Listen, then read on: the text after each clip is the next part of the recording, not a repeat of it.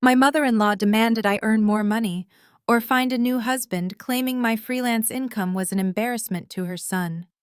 She slid a massive credit card bill across the Thanksgiving table, expecting me to break down crying. I just smiled, took a sip of water, and gave them exactly 30 days to vacate my property. Her jaw hit the floor, and my husband turned sheet white. My name is Clara, and at 33 years old, I had spent the last 5 years of my marriage perfecting the art of being invisible. Or at least, that was the illusion I allowed my husband and his family to believe. Before I continue this story, let me know where you are watching from in the comments below. Hit like and subscribe if you have ever had to set a hard boundary with toxic in-laws who underestimated your worth. The dining room of our sprawling 4-bedroom home in a highly coveted Denver suburb smelled of roasted turkey and the suffocating tension that always accompanied my mother-in-law Brenda. She sat at the head of the table, a position she aggressively claimed the moment she arrived. The chandelier cast a harsh light on her new diamond necklace, a piece I knew she could not afford on her fixed income. Across from me sat my husband Jason. At 34, he was a sales director who wore tailored suits to mask his deep insecurities. To his right was his sister Natalie, busy taking photos for social media, ignoring her husband Jamal. Jamal, a brilliant African-American orthopedic surgeon, sat quietly. His dark eyes looked exhausted from a 14-hour shift. He was the only person in this family I actually respected. I had just taken a bite of cranberry sauce when a thick envelope hit the mahogany table with a sharp slap. The chatter stopped. Jamal looked up, his brow furrowing. "Open it," Jason said. His voice was laced with a performative arrogance meant entirely for his mother enjoyment. I did not touch the envelope. "Jason, it is Thanksgiving dinner," I said softly. "Can this wait until tomorrow?" "No, it cannot," Brenda chimed in, leaning forward. "Because this family can no longer subsidize your little hobbies, Clara. It is time for a reality check." I slowly reached out and broke the seal. Inside was a credit card statement. The balance circled in red ink was $48,500. The charges were a dizzying list of luxury boutiques and medical spas. "I do not even have a card with this bank," I said, placing the paper down. "It is the joint account under my name," Jason sneered, adjusting his silk tie. "And that debt is yours to clear." "Mom is right. She does not accept your income level anymore. Your freelance bookkeeping gig is not cutting it. I am drowning trying to maintain this household while you sit around doing nothing." He leaned closer, delivering the line he had rehearsed. "So here is the deal, Clara. Earn more money to pay off this debt, or find another husband. I am done carrying dead weight." Brenda let out an approving laugh, taking a sip of her wine. Natalie smirked, hiding her amusement. Jamal shifted uncomfortably, his jaw tightening. "Jason, what are you doing?" Jamal muttered. "You do not ambush your wife like this." "Stay out of this," Natalie snapped. "Clara needs to pull her weight. Jason pays the mortgage. All she does is organize receipts.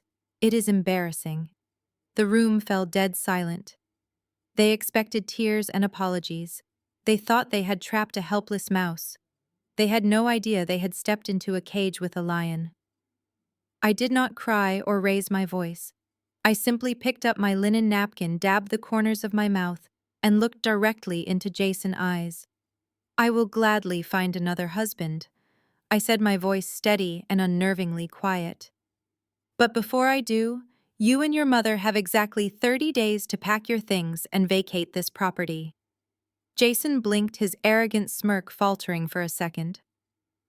"What are you talking about?" he asked. "I am talking about the eviction notice that will be taped to that front door tomorrow morning," I replied, leaning back in my chair comfortably. "Because you do not own this house, Jason. The deed is held by Apex Holdings, a private company of which I am the sole proprietor. And as my tenant, you are currently 3 months behind on rent." Brenda dropped her crystal wine glass. It shattered against her plate, spilling dark red liquid everywhere. The color completely drained from Jason's face as he realized his absolute worst nightmare. The silent truth was finally out in public. Jason slammed his hands flat on the table, rattling the silverware. "I have the bank statements," he roared, his voice cracking with panic. "Every first of the month, $4,500 leaves my account. Who do you think you are talking to? You do not own a single thing in this family." Brenda scrambled to grab a napkin, frantically dabbing at the spilled wine on her dress. She looked like a woman who had just watched her kingdom burn. "Jason is right," she snapped, though her voice lacked its usual venom. "I have seen the receipts myself, Clara. Stop telling these vicious lies to ruin our holiday." I did not flinch. I calmly reached into my leather tote bag, resting beside my chair, and pulled out my tablet. I tapped the screen, entered my security passcode, and opened a heavily encrypted financial audit file. I slid the device across the stained tablecloth, stopping it right in front of Jason. "You are right about one thing, Jason," I said, my tone completely clinical. "The $4,500 leaves your account every single month, but it does not go to the bank for the mortgage. It goes into a hidden secondary checking account in your name, an account you opened 3 years ago at a completely different credit union without my knowledge." Jason stared at the glowing screen.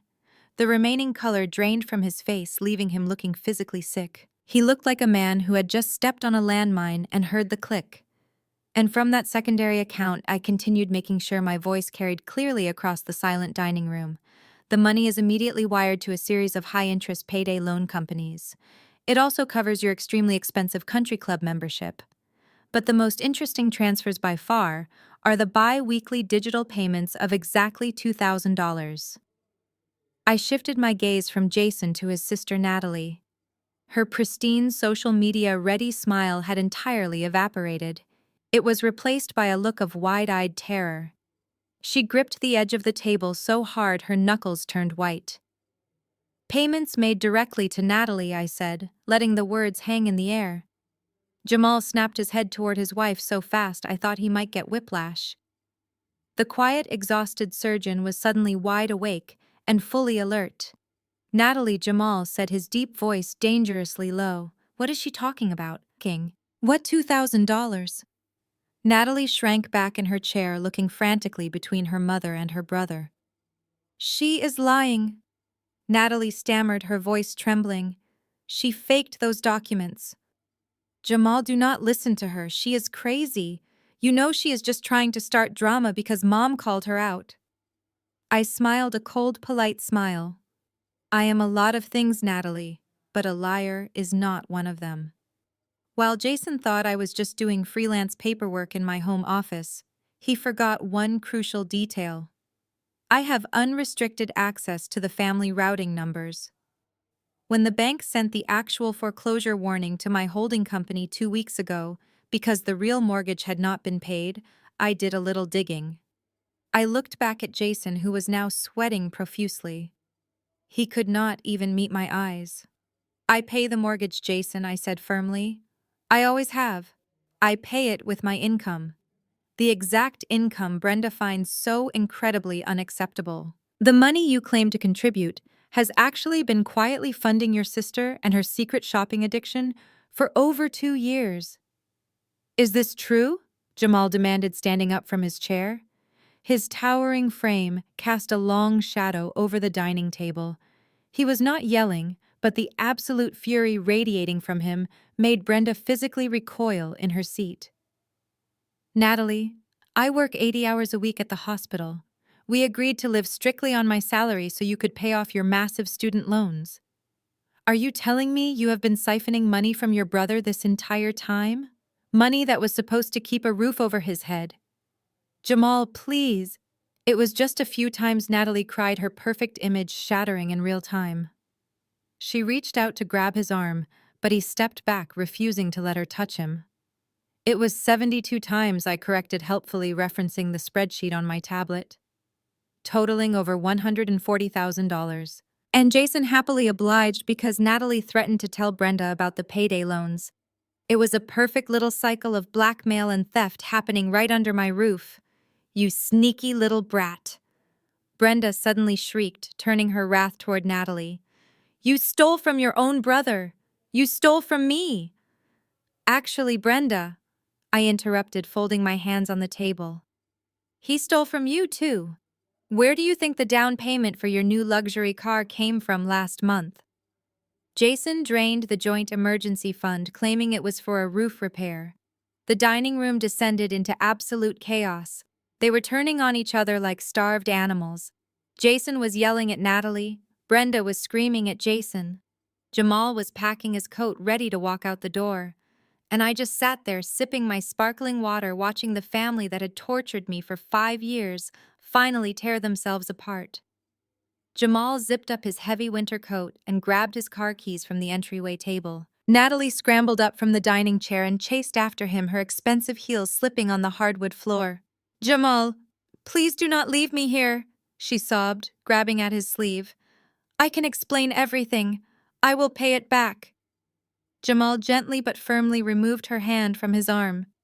You do not have a job, Natalie. You have a mountain of hidden debt and a brother who has been stealing to fund your lifestyle. I am going to a hotel. Do not call me tonight.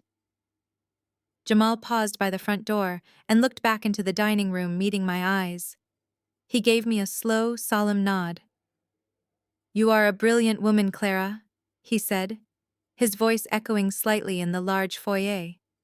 I only wish I had paid closer attention to what was happening in this house. With that, he opened the heavy oak door and walked out into the freezing Denver night, leaving his wife weeping on the floor. The heavy thud of the front door closing seemed to snap Brenda out of her shock. She surveyed the wreckage of her perfect family holiday. Her daughter was a sobbing mess on the floor.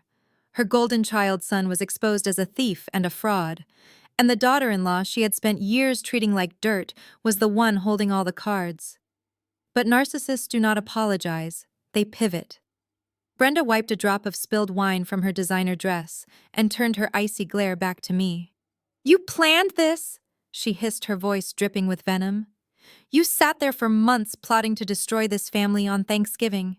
What kind of sick, manipulative person does that? I placed my sparkling water back on the table. The kind of person who got tired of being treated like a disposable income source, I replied calmly. A good wife supports her husband, Brenda snapped, stepping closer to me. She does not hire investigators to spy on him. He is the man of the house. He has the right to manage the family finances as he sees fit. If he needed to pull from the joint fund to help his sister, that was his prerogative. You hid an entire company from us. That is financial abuse, Clara. You tricked my son into paying rent for a house he thought he owned. You are making a mountain out of a molehill to justify your own deceit. Jason realized his mother was handing him a lifeline, a way to shift the blame back onto me. He immediately latched onto her narrative. His panic morphed back into the arrogant anger I was so used to seeing. Mom is right, Jason said, puffing out his chest. You think you are so smart with your little tablet and your spreadsheets? But you forgot one massive detail, Clara. We are legally married. It does not matter whose name is on the deed or what fake company you created. That house and that holding company are marital assets. I am entitled to half of everything you own. I will take you to court and my lawyer will shred your little eviction notice into pieces. I let out a soft, genuine laugh. It was the first time I had laughed in this house in years. Jason, you really should have paid more attention when I asked you to sign our prenuptial agreement 5 years ago, I said. He froze. I reminded him that the holding company was funded entirely by a protected trust established by my late grandfather. The funds were never commingled with our joint accounts. I paid every single maintenance bill and property tax using my separate business income. Legally, you are nothing more than a tenant on a month-to-month lease who just defaulted on his rent. Jason lunged across the table, grabbing for my leather tote bag. Give me that tablet, he demanded, his face twisting with rage. I want to see those bank statements right now. I swiftly pulled the bag out of his reach and stood up. I am an inch taller than Jason, and in that moment I made sure he felt every bit of it. Do not ever try to touch my property again, I said, my voice dropping to a dangerous whisper. The audit report has already been forwarded to a secure server. Breaking my tablet will not save you. I smoothed the wrinkles from my skirt and picked up my winter coat. Since the atmosphere here has become a bit hostile, I will be spending the night at a hotel, I announced. I suggest you use this time to start packing boxes. Jason's face contorted with fury. If you walk out that door, I am changing the security codes on the smart home system, he yelled. I will change the locks. You will never set foot in this house again. I paused at the doorway and looked back at him with a look of pure pity. Go ahead and change them, Jason. I smiled. Locking out a landlord from their own property is a criminal offense in this state. It will only fast-track your eviction and give me the legal grounds to have the sheriff remove you by force. Have a wonderful Thanksgiving. I turned and walked out the door, breathing in the crisp, freezing air. For the first time in 5 years, my lungs felt completely clear. As I walked down the driveway, the freezing Denver wind hit my face. My lungs felt clear, but the night was far from over. I noticed Jamal standing beside his dark luxury SUV. The engine was running, but he had not left yet. His hands were gripping the steering wheel and his head was bowed in deep thought. Before I could even reach my own vehicle, the heavy oak door of the house burst open again. Natalie sprinted down the driveway. She was not wearing a coat. The icy wind whipped her hair across her tear-stained face, but she did not seem to care. She slammed her bare hands against the passenger side window of Jamal's vehicle. Jamal, roll down the window, she screamed, her voice cracking. Please, you have to listen to me. It is not what Clara made it look like. Jamal slowly lowered the window. The dome light illuminated his exhausted face. He was a brilliant orthopedic surgeon, a man who had fought tooth and nail to build his career. As an African-American man in a highly competitive medical field, he had worked twice as hard to earn every single thing he owned. He had always carried himself with a quiet dignity that completely contrasted with the loud, arrogant nature of the family he married into. Now that dignity was mixed with profound betrayal. Not what it looks like, Jamal asked, his voice terrifyingly calm. Natalie, you siphoned $140,000 from your brother. You sat in our apartment every single night complaining about how tight our budget was while I worked double shifts at the hospital. Where did the money go? Natalie shivered violently in the cold. I had to keep up appearances, she sobbed, grabbing the freezing edge of the window. You do not understand the pressure of being in this family. Mom expects a certain standard. The country club, the designer clothes, the luxury vacations. I could not tell her we were living like poor medical students. I took the money from Jason because he offered to help me. He did not offer his own money, Natalie, Jamal corrected sharply. He stole from his wife and his mother to fund your vanity. And what about your student loans? I wrote a cashier check for $80,000 last year to clear your university debt. I drained my own personal savings for you. Did you even send that money to the bank? The complete silence that followed was louder than the freezing wind. Natalie dropped her gaze, staring down at the icy concrete driveway. Her silence was the only answer he needed. Jamal let out a heavy breath, closing his eyes. You gambled it away, he said quietly, the realization washing over him. The girls' trips to Las Vegas. The high-stakes online poker you claimed was just a free phone game. You blew $80,000 of my hard-earned money and then used your brother to cover your tracks when the credit card companies came calling. I am sick, Jamal. She wept, sinking to her knees on the frozen driveway. I have a problem. I will go to rehab. I will get therapy. Please do not walk away from our marriage. Mom will disown me if we get a divorce. Even now, your only concern is what your mother thinks, Jamal said, shaking his head in absolute disgust. You do not care about the betrayal. You do not care that I spent the last 3 years exhausted out of my mind thinking I was securing our financial future. You only care about the image. Jamal put the car in gear. I am going to the hotel downtown, he said, looking down at her one last time. I am calling my lawyer in the morning. I want all the financial records on the kitchen counter by noon tomorrow, or I will subpoena them. Do not come to the hospital. Do not call my cell phone. We are done, Natalie.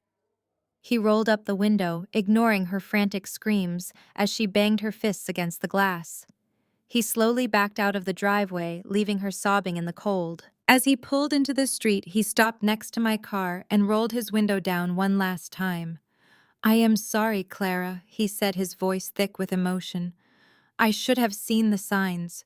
I should have stood up for you when Brenda made those terrible comments at dinner. You were the only one who ever treated me like a human being in that house, Jamal. I replied, offering him a genuine, sympathetic smile. You have nothing to apologize for.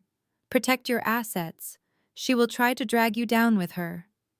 He nodded slowly. Good luck with the eviction, he said, before driving off into the dark. I watched his taillights disappear down the affluent street. Then I looked back at Natalie, who was still kneeling on the concrete, shivering and crying hysterically. The front door of the house remained shut. Neither Brenda nor Jason had come out to comfort her. They were too busy inside panicking over their own impending ruin. I unlocked my car, got inside, and turned up the heat. Tomorrow, the real war would begin. I woke up the next morning in a pristine suite at a downtown luxury hotel. For the first time in 5 years, I slept through the entire night, without the anxiety of Brenda and her passive-aggressive morning routine hovering over me. I ordered a black coffee from room service and opened my laptop on the mahogany desk. My phone had been on silent since I drove away from the house the night before. When I finally flipped the screen over, I saw 47 missed calls and a dozen voicemails. Almost all of them were from Brenda. I pressed play on the first message. Brenda's voice filled the quiet hotel room. She was not screaming anymore.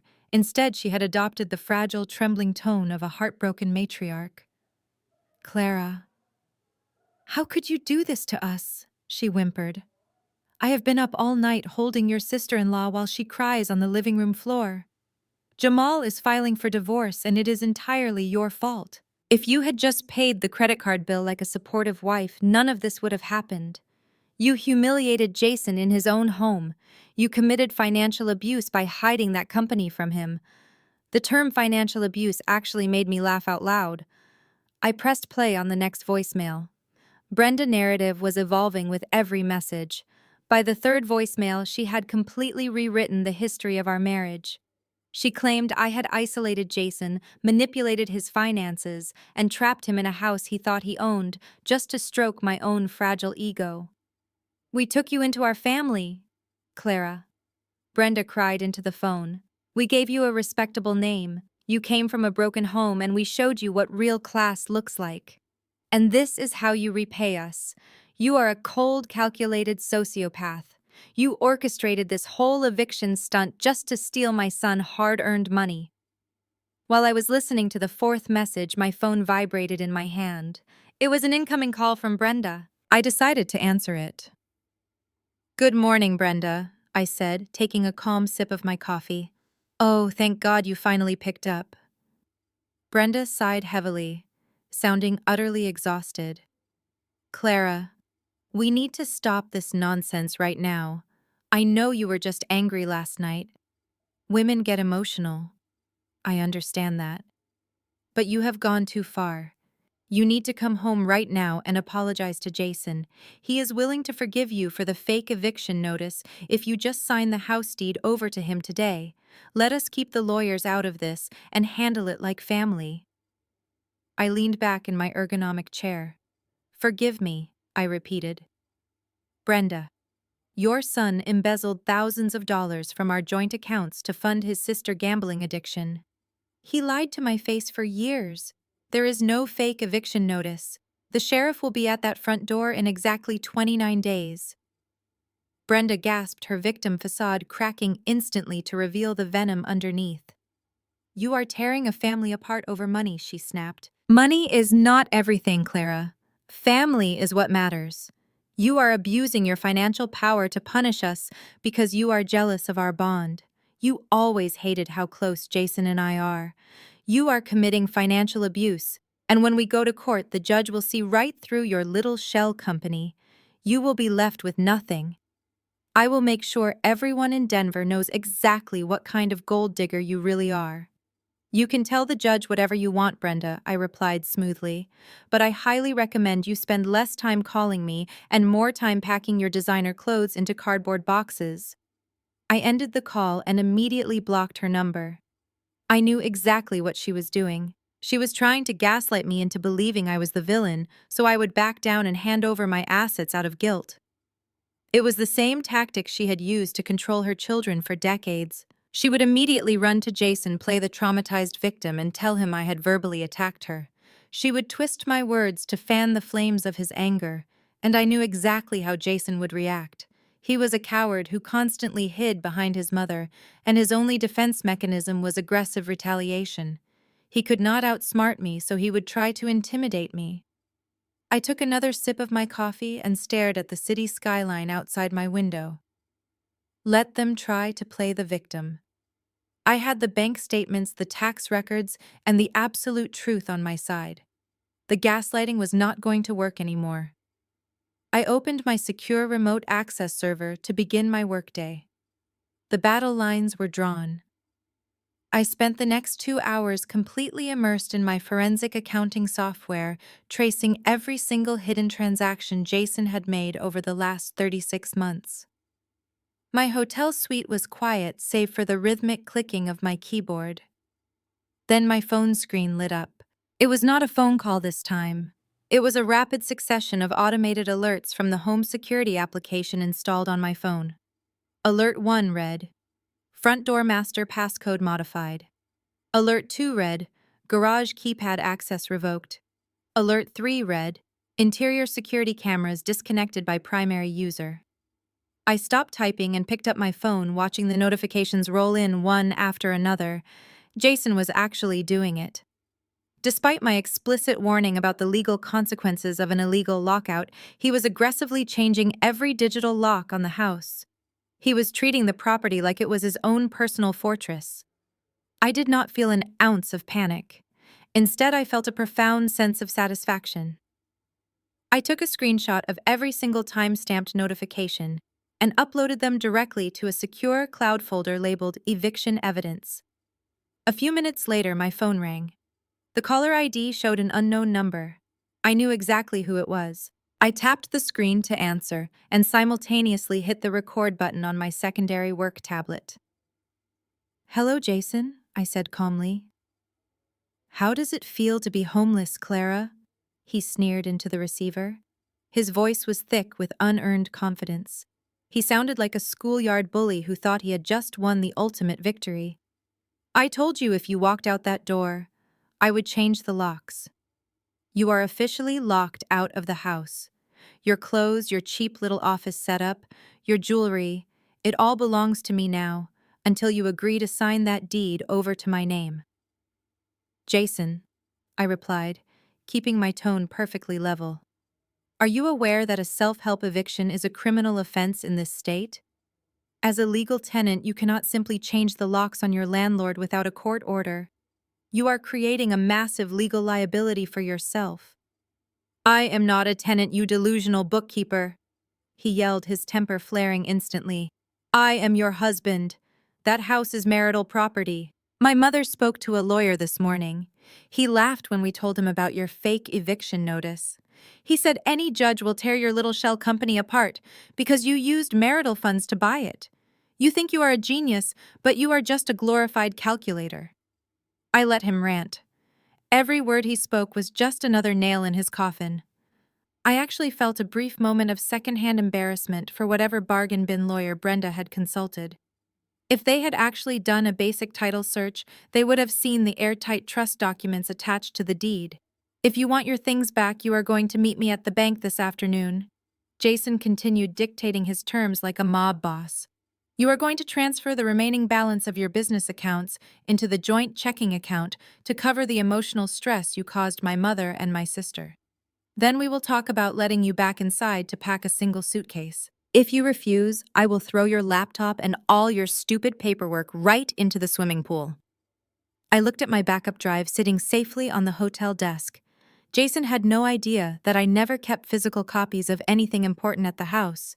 He was holding hostage a pile of empty file folders and a 5-year-old spare laptop that barely held a charge. "I will not be meeting you at the bank, Jason," I said. "And you can do whatever you want with the items left in the house. Just be sure to document your vandalism thoroughly. It will make the civil damage claims much easier to process during the divorce proceedings." "You are bluffing," he spat. "You have nowhere to go. You have no real money. You are nothing without me. I will see you in court, Jason." I ended the call before he could scream another insult. I saved the audio recording and placed it into the same evidence folder as the security screenshots. He had just provided me with a recorded confession of an illegal lockout and an explicit threat to destroy private property. He thought he was playing a game of chess, but he was barely grasping the rules of checkers. I closed the security application and opened a new blank document on my computer. Jason wanted to involve lawyers, and he wanted to talk about my business accounts. It was time to show him exactly what a glorified calculator could do. I began drafting the formal forensic audit report that would completely dismantle his entire professional and personal life. I opened the secure encrypted portal on my laptop and entered my two-factor authentication credentials. The hotel room was completely silent, but my screen was a war zone of numbers and data.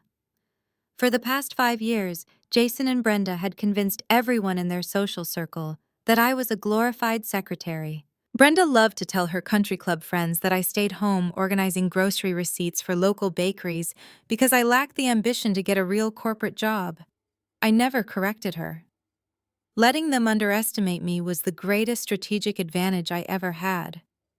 While Jason was busy buying tailored suits to climb the middle management ladder at a regional logistics firm, I was building an empire in the shadows.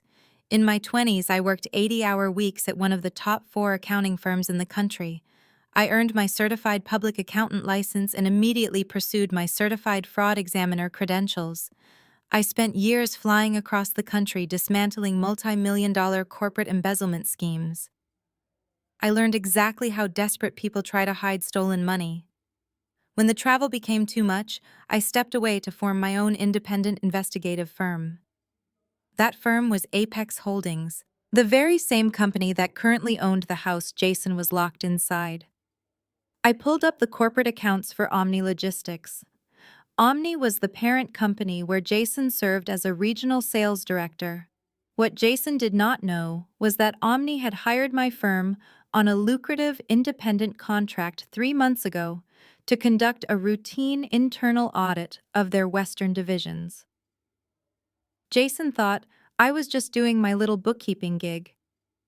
He had absolutely no idea that I had total unrestricted access to his corporate expense accounts, his department budget, and his vendor payment history. I started running a cross-reference script, comparing his personal secondary checking account with the corporate vendor payouts. The results populated on my screen faster than I could read them. It was not just the $4,500 he was siphoning from our joint savings. Jason was actively stealing from his employer. The forensic trail was embarrassingly sloppy. Jason had set up 3 fake vendor accounts disguised as regional marketing consultants. Over the last 18 months, he had been approving fraudulent invoices and routing the corporate payments directly into an offshore shell account. From there, the money was being drip-fed into his secondary checking account to cover Natalie gambling debts and Brenda luxury lifestyle. He was committing textbook wire fraud and corporate embezzlement. I clicked through the digital invoices, shaking my head at his sheer stupidity. He used his actual work email to approve the transfers. He did not even bother to mask the IP addresses.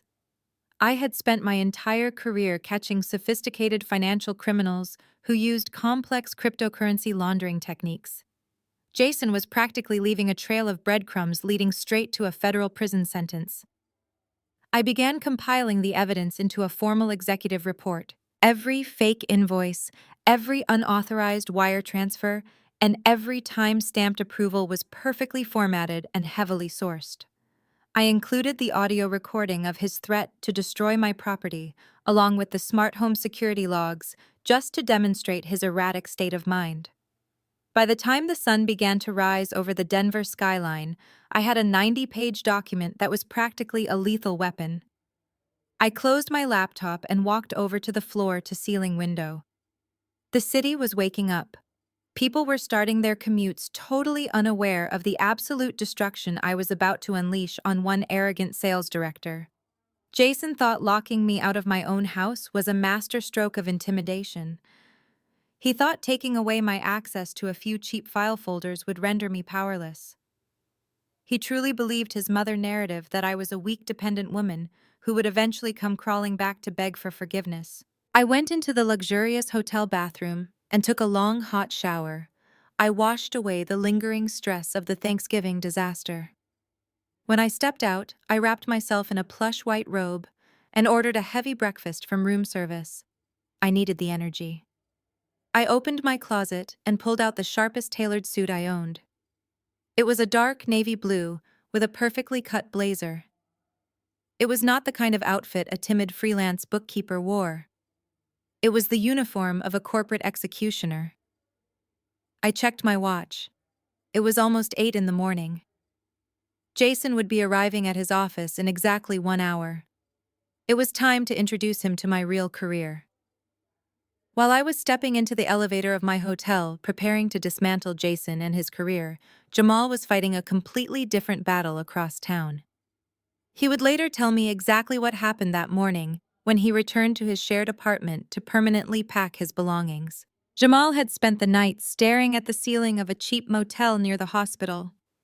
At 7 in the morning, he unlocked the front door of the modest 2-bedroom apartment he shared with Natalie. He walked straight into the bedroom and pulled his large canvas suitcase from the top shelf of the closet.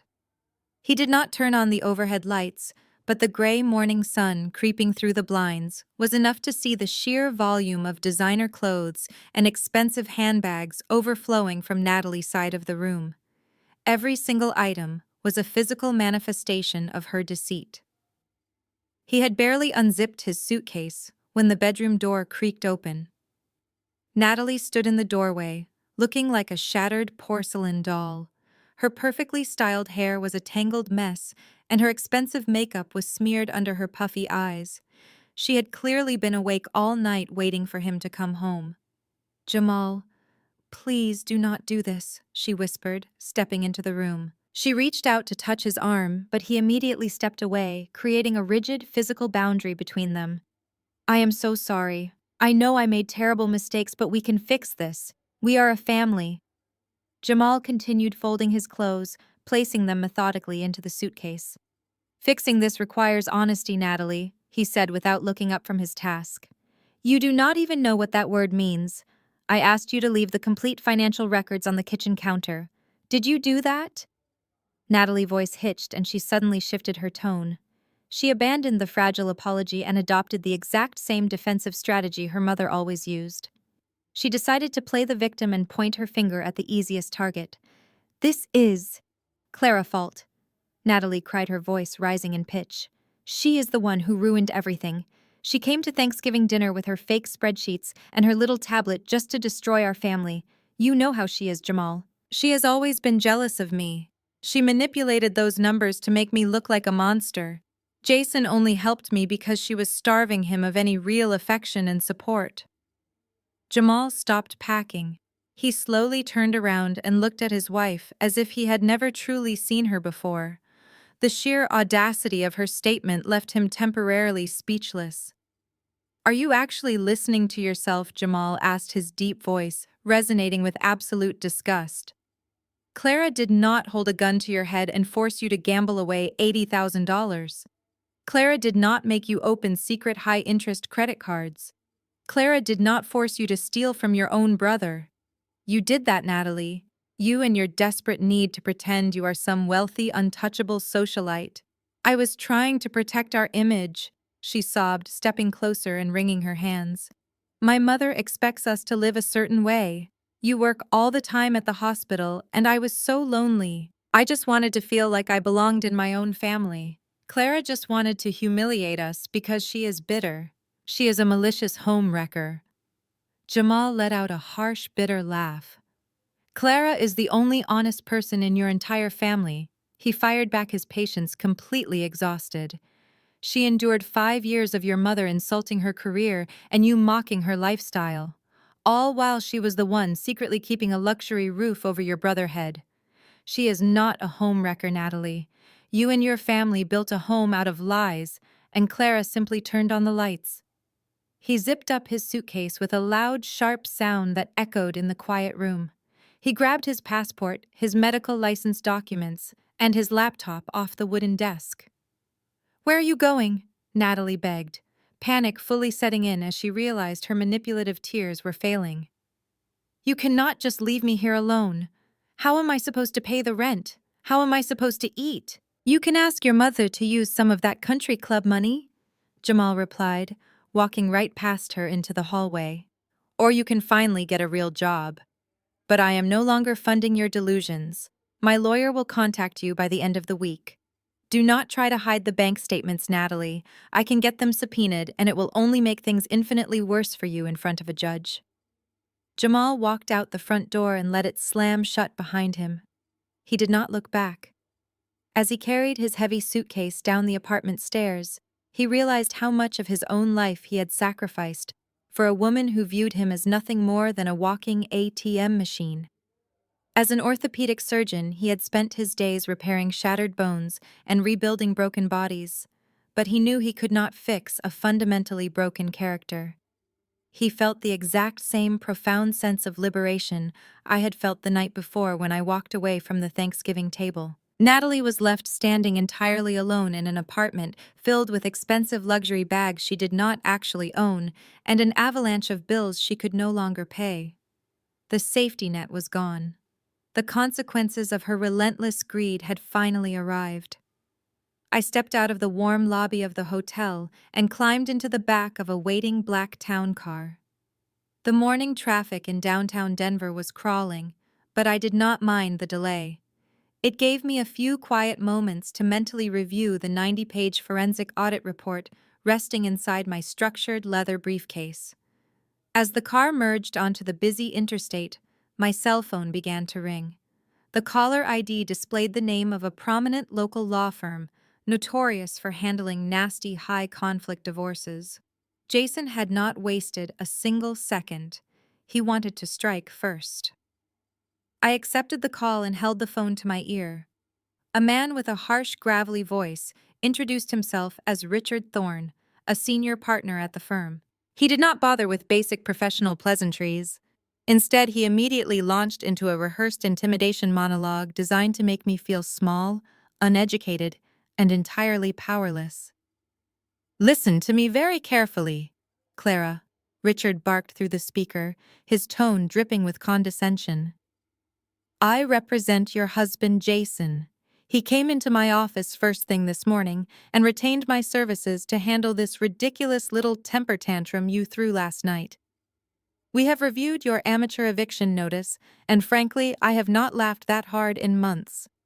I remained completely silent, allowing him to fill the dead air with his arrogance. In this state, Richard continued, clearly enjoying the sound of his own voice. "Any asset acquired during the marriage is subject to equitable distribution. It does not matter what cute little fake LLC you slap on the property deed.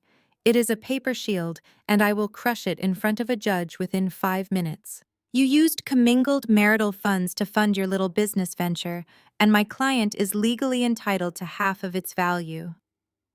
In the background of the call, I could hear Jason's voice murmuring in agreement. He was sitting right there in Richard's luxurious office, puffing his chest out. Jason was entirely confident that he had already won the war. He genuinely believed that by hiring an expensive bulldog attorney, he could simply bully me into submission. He probably thought I was sitting in a cheap motel room, crying over the realization that I was outmatched. "My client is a generous man," Richard said, adopting a mock sympathetic tone. "He has instructed me to give you one final opportunity to resolve this quietly. If you agree to drop this illegal lockout and sign the property deed over to a joint trust by noon today, we will not pursue damages. If you refuse, I will file an emergency injunction by 1 o'clock. I will freeze every single bank account tied to your name. I will subpoena your freelance bookkeeping files and I will drag you through a legal discovery process so aggressive you will be paying my firm legal fees for the next decade. Do we understand each other, Clara? I looked out the window watching the towering glass structures of the financial district pass by. Are you completely finished, Mr. Thorne? I asked, my voice perfectly level and devoid of any emotion. Richard hesitated, clearly taken aback by my lack of panic. Most spouses facing his aggressive tactics usually broke down crying or started screaming defensively. I am offering you a massive lifeline here, Clara, he warned. Take the deal, Mr. Thorne, before you rush to the courthouse to file any emergency injunctions or draft any subpoenas. I highly recommend you ask your client exactly where the funds for your massive retainer fee came from, I replied smoothly. What are you talking about? Richard snapped, his professional facade slipping just a fraction. Because if Jason paid your firm using the funds from his secondary checking account, you have just accepted stolen corporate money, I explained. I am not playing games, Mr. Thorne. I am simply extending a professional courtesy to a fellow business owner. I highly suggest you hold off on filing anything for the next 2 hours. You can send all formal correspondence to my official corporate email address. I look forward to reading it. I ended the call before Richard could utter another word. I could only imagine the look of utter confusion on his face. He thought he was dealing with a naive dependent wife who would crumble at the first mention of a subpoena. He had no idea he was threatening a certified forensic accountant who possessed federal-level clearance to investigate corporate fraud. The town car slowly pulled up to the curb, stopping in front of the massive, sleek glass headquarters of Omni Logistics. The corporate logo gleamed in the morning sun. This was Jason Parent Company. It was where he spent his days playing the role of a successful corporate executive. I paid the driver, stepped out onto the sidewalk, and smoothed the lapels of my dark navy blazer. Jason thought he was sending a shark to attack me. He did not realize I was already walking into the aquarium. I walked through the towering glass doors of Omni Logistics and approached the marble front desk. The security guard asked for my identification. I handed him my driver license and my federal credential card. He typed my name into the system, and his posture immediately straightened. He handed me a temporary executive badge and directed me to the private elevators reserved for senior management. As the elevator carried me to the top floor, I thought about how many times Jason had bragged about this building. He loved to tell his family how important he was to the company. He had no idea his company was currently paying my firm a premium rate to clean up his mess. The elevator doors opened to a sprawling reception area. A young assistant guided me into the main executive boardroom. Sitting at the long mahogany table was David, the chief financial officer, and Thomas, the vice president of human resources. They both stood up to greet me. David extended his hand and thanked me for coming in on such short notice. They knew me only as the lead investigator from Apex Holdings. They had no idea I was married to the man they were about to fire. I took my seat at the head of the table and opened my leather briefcase. I handed each of them a thick bound copy of the 90-page forensic audit report I had finalized that morning. I did not waste time with small talk. I opened my laptop and connected it to the large projector screen on the wall. "Gentlemen," I said, keeping my tone strictly professional. "Over the past 3 months, my team has conducted a comprehensive review of your Western regional accounts. We have uncovered a systematic embezzlement operation involving fraudulent vendor invoices and offshore wire transfers. The total amount stolen from your company exceeds $250,000. David opened the folder and began flipping through the heavily documented pages. His face grew red with anger as he read the names of the fake marketing consultants. Thomas looked at the screen where I had projected the routing numbers and the time-stamped approvals. "This is incredibly brazen," David muttered, shaking his head. The perpetrator did not even try to mask the internal IP addresses. "Who is responsible for these approvals, Clara?" I tapped a key on my laptop and a massive high-resolution photograph of Jason employee badge appeared on the projector screen. "The responsible party is your regional sales director, Jason," I said smoothly. "I have traced every single stolen dollar directly from your corporate accounts into his personal secondary checking account. I believe it would be in the best interest of Omni Logistics to have him explain these transfers in person before we involve federal authorities. David immediately picked up the phone on the conference table and called the sales department. He ordered Jason to report to the executive boardroom immediately. We sat in the quiet boardroom waiting for him to arrive. The tension in the air was thick. David was furiously writing notes on a legal pad, while Thomas was already drafting a termination letter on his laptop. I calmly drank a glass of water. I was not a victim hiding in a suburban kitchen anymore. I was a professional executing my job perfectly. I thought about all the times Jason had belittled my career in front of his family. He had constantly referred to my work as a little bookkeeping gig that barely kept the lights on. He had used that lie to justify his financial abuse. Now that exact career was going to dismantle his entire life. The heavy wooden doors of the boardroom finally swung open. Jason strutted into the room holding a leather portfolio. He had a smug, confident smile plastered across his face. His eyes swept across the room, acknowledging his bosses first. "Good morning, David," Jason said cheerfully. Then his gaze shifted to the head of the table and landed squarely on me. He froze completely. The smug smile vanished from his face, replaced by a look of sheer, unadulterated shock.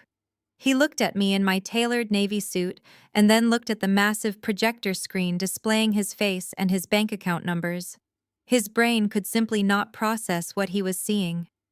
Clara, Jason whispered, his voice completely failing him. His face was the color of chalk. "What are you doing here?" He took a step backward as if the room had suddenly caught fire. David looked back and forth between us, clearly confused by the informal interaction. "Do you two know each other?" David asked, his tone sharp and demanding. I stood up from my chair and folded my hands neatly on the table. I made sure to look Jason dead in the eyes as I delivered the final blow. "Yes, David, we do," I replied clearly and professionally. "Jason, allow me to formally introduce myself in my full capacity.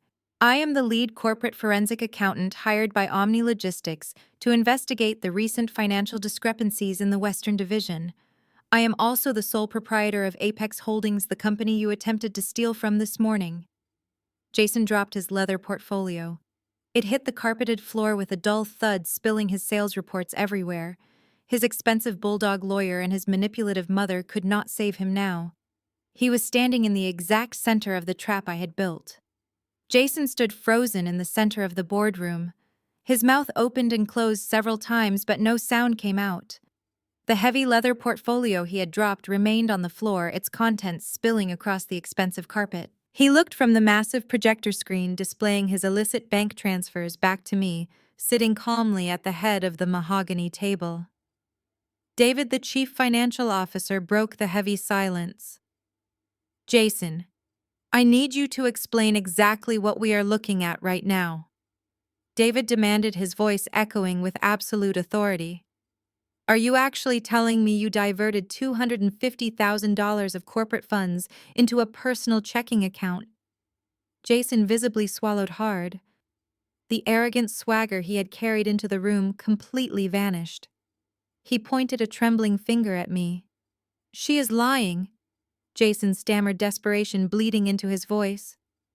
"David, you cannot believe her. She is my wife. We are going through a very messy divorce. She hacked into the system and manufactured these documents to frame me because she is angry about the settlement." Thomas, the vice president of human resources, crossed his arms and glared at Jason. "She did not manufacture the internal routing numbers, Jason. We literally just verified the offshore wire transfers through our own secure banking portal before you walked into this room." I did not even bother defending myself against his pathetic accusations. Instead, I turned my attention back to my laptop, which was still connected to the room's massive projector screen. "Speaking of our divorce, Jason," I said, my voice perfectly clear and entirely devoid of any emotion, "I received a very interesting phone call from your attorney, Richard Thorne, while I was on my way to this meeting. He was incredibly aggressive. He threatened to file an emergency injunction to freeze my business assets. He promised to drag me through a brutal legal discovery process if I did not immediately sign my property over to you by noon today." Jason wiped a bead of sweat from his forehead. He realized I was not just exposing his professional crimes. I was systematically destroying every single weapon he thought he had against me. I decided to save Mr. Thorne the trouble of drafting a subpoena. I continued, my fingers resting lightly on the keyboard. Since he is so eager to review my financial documents, I think it is only fair that I provide him with the most up-to-date records available. I opened my encrypted corporate email client on the laptop. Because it was still connected to the projector, every single person in the boardroom could see exactly what I was doing on the massive screen behind me. I created a new message and typed Richard Thorne email address into the recipient line. "What are you doing?" Jason whispered, his eyes wide with rising panic. "I am complying with your lawyer demands, Jason," I replied smoothly. I attached the heavy 90-page forensic audit report to the draft. Then I moved my cursor to the carbon copy line. "I am also making sure that everyone involved in this situation is on the exact same page." I typed in David email address, then Thomas. Then I added the email address for Omni Logistics internal legal department. Just to ensure absolute transparency, I also added the direct email for the local district attorney office, specializing in white-collar crime.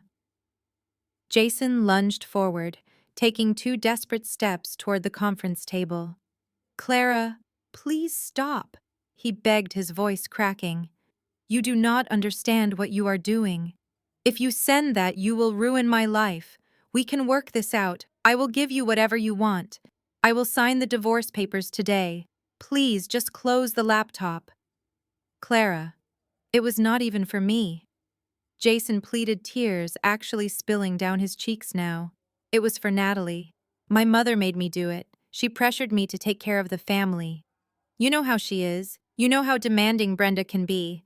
I was just trying to keep everyone happy." "You are a grown man, Jason," I replied, feeling absolutely no pity. "You chose to steal. You chose to lie. And you chose to try and destroy me to cover your tracks. Blaming your mother and sister just proves you are a coward. You already ruined your own life, Jason. I am just delivering the receipt." I pressed the enter key. A loud digital swoosh echoed through the quiet boardroom as the email successfully sent. 2 seconds later, David's cell phone vibrated on the wooden table. Thomas' tablet pinged simultaneously. They both looked down, confirming they had received the explosive document. "Richard Thorne is going to be very surprised when he opens that file," I said, casually closing my laptop and disconnecting it from the projector. "Especially the section detailing how his massive legal retainer was paid using stolen corporate funds. I am sure the State Bar Association will have a lot of questions for him regarding the acceptance of embezzled money." Jason collapsed into one of the empty leather chairs, clutching his head in his hands. He was hyperventilating. The reality of his situation was finally crashing down on him. There would be no bulldog lawyer to save him. There would be no mother to hide behind. He was entirely exposed. David stood up from the table, his face dark with fury. "Jason, you are terminated effective immediately," David said, his voice cold and unforgiving. "Thomas will escort you to your desk to collect your personal belongings. You will not touch your computer. You will not speak to any of your colleagues. When you are finished building security, we'll escort you off the premises." "And Jason," David added as Thomas walked over to the boardroom door to call for the security guards. "You should probably expect a visit from the police before the end of the day. Omni Logistics will be pressing full criminal charges." I packed my laptop back into my structured leather briefcase. I stood up, smoothed the lapels of my navy suit, and walked toward the door. I did not look back at Jason as he sat sobbing quietly in the chair. He was no longer my problem. He was a federal liability. I walked out of the Omni Logistics building and stepped into the crisp morning air, feeling lighter than I had in years. I did not witness the immediate aftermath of my departure, but Thomas, the Vice President of Human Resources, later provided me with a highly detailed account of Jason's final moments at the company. Thomas told me that the second the boardroom doors closed behind me, Jason completely fell apart. According to Thomas, Jason could barely stand on his own 2 feet. When Thomas ordered him to get up and walk back to the sales department to pack his things, Jason's legs simply buckled beneath him. He had to lean heavily against the thick mahogany conference table just to keep himself upright. His breathing became shallow and erratic. He was gasping for air, gripping his chest as his heart hammered against his ribs. He was experiencing a full-blown panic attack right there in the executive suite under the cold, unforgiving glare of the chief financial officer. Thomas eventually had to guide him by the arm down the long glass hallway. This was the exact same hallway Jason used to strut down every single morning, acting like he owned the entire floor. Now he was practically dragging his feet. His face was completely drained of color, and his expensive tailored Italian suit suddenly looked 2 sizes too big. As they entered the main sales floor, the typical morning chatter completely stopped. The entire department watched in dead silence. Dozens of employees stared as their arrogant regional director was marched toward his desk like a convicted criminal being led to a holding cell. Jason's hands were shaking so violently he could barely open his own desk drawers. Thomas stood right behind him, strictly enforcing the order that Jason was not allowed to touch his company computer or his corporate phone. Jason scrambled to gather his personal items. He grabbed a framed photo of himself playing golf at the country club. He grabbed a pair of designer sunglasses and a luxury watch winder. These were all items purchased with the money he had stolen from my accounts and his employer. While he was haphazardly throwing his things into a brown cardboard box, his personal cell phone began to ring incessantly. It buzzed aggressively against the wooden desk. Thomas allowed him to look at the screen. It was Richard Thorne, the bulldog lawyer Jason had hired just 2 hours earlier to intimidate me. Jason answered the call, putting the phone to his ear with a trembling hand, hoping for some kind of legal rescue. Instead, Thomas could hear the lawyer screaming through the receiver. Richard had opened the carbon-copied email I sent. The attorney was absolutely furious. Richard informed Jason that he was immediately dropping him as a client. Furthermore, the law firm was returning the massive retainer fee directly to Omni Logistics to avoid being implicated in a federal money laundering and embezzlement investigation. Richard ended the call by explicitly telling Jason never to contact his firm again and warning him that the district attorney was likely already drafting an arrest warrant. The realization of his absolute ruin finally crushed whatever remaining denial Jason was holding on to. He dropped his phone into the cardboard box. The sheer magnitude of my audit finally registered in his panicked brain. For 3 entire months, I had been quietly sitting in our shared home office, drinking coffee, and listening to him brag about his sales numbers. Meanwhile, I was legally and systematically dismantling his entire professional existence. I had total federal clearance to access his vendor payments, his email communications, and his digital footprint. I knew exactly what he was doing, and I simply waited for the perfect moment to let him hang himself with his own rope. 2 large building security guards arrived at the cubicle. They did not offer him any professional courtesy. They instructed him to pick up his box and walk toward the freight elevator. He was not even allowed to use the main lobby elevators he had always bragged about to his mother. As he made the long, humiliating walk past his former colleagues, he kept his eyes glued to the carpet. The man who had constantly belittled my career as a freelance bookkeeping gig was now being thrown out of his own corporate headquarters in total public disgrace. The security guards escorted him out of the loading dock doors and into the cold concrete parking garage.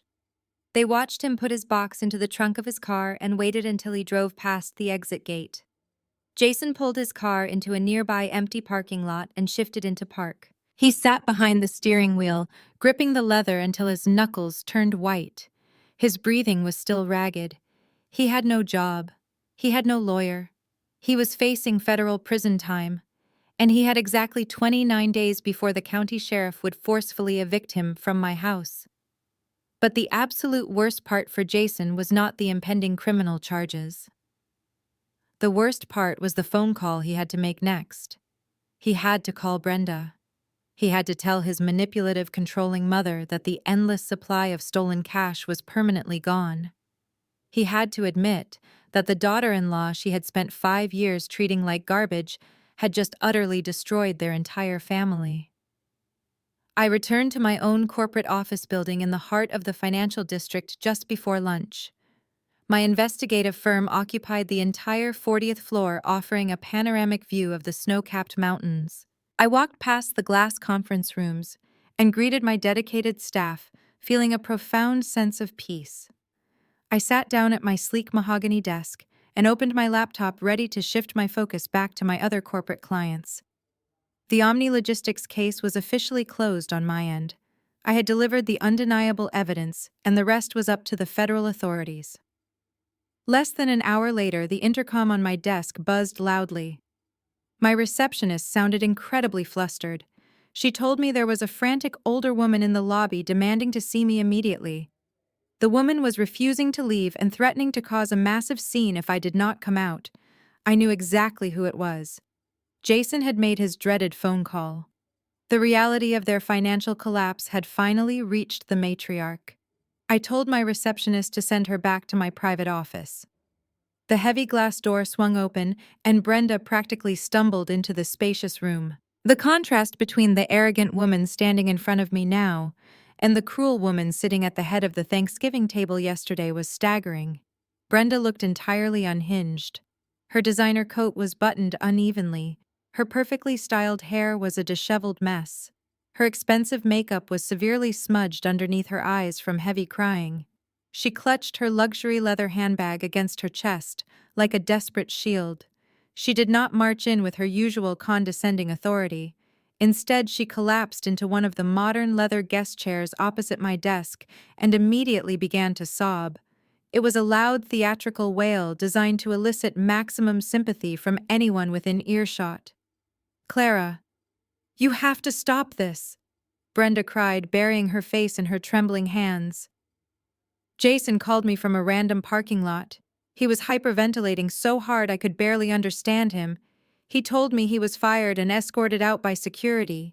He said his own lawyer abandoned him. He said the district attorney is getting involved. "Clara, please, you have made your point. You terrified him. Now you need to call his bosses and fix this before he goes to jail." I sat perfectly still, simply watching her perform this pathetic act. I did not offer her a tissue. I did not offer her a glass of water. I just let her cry in the quiet elegance of my professional sanctuary. "Fix this," I asked, my voice calm and completely detached from her emotional manipulation. "Brenda, your son committed massive corporate embezzlement and federal wire fraud. He stole $250,000 from his employer. There is absolutely nothing I can fix.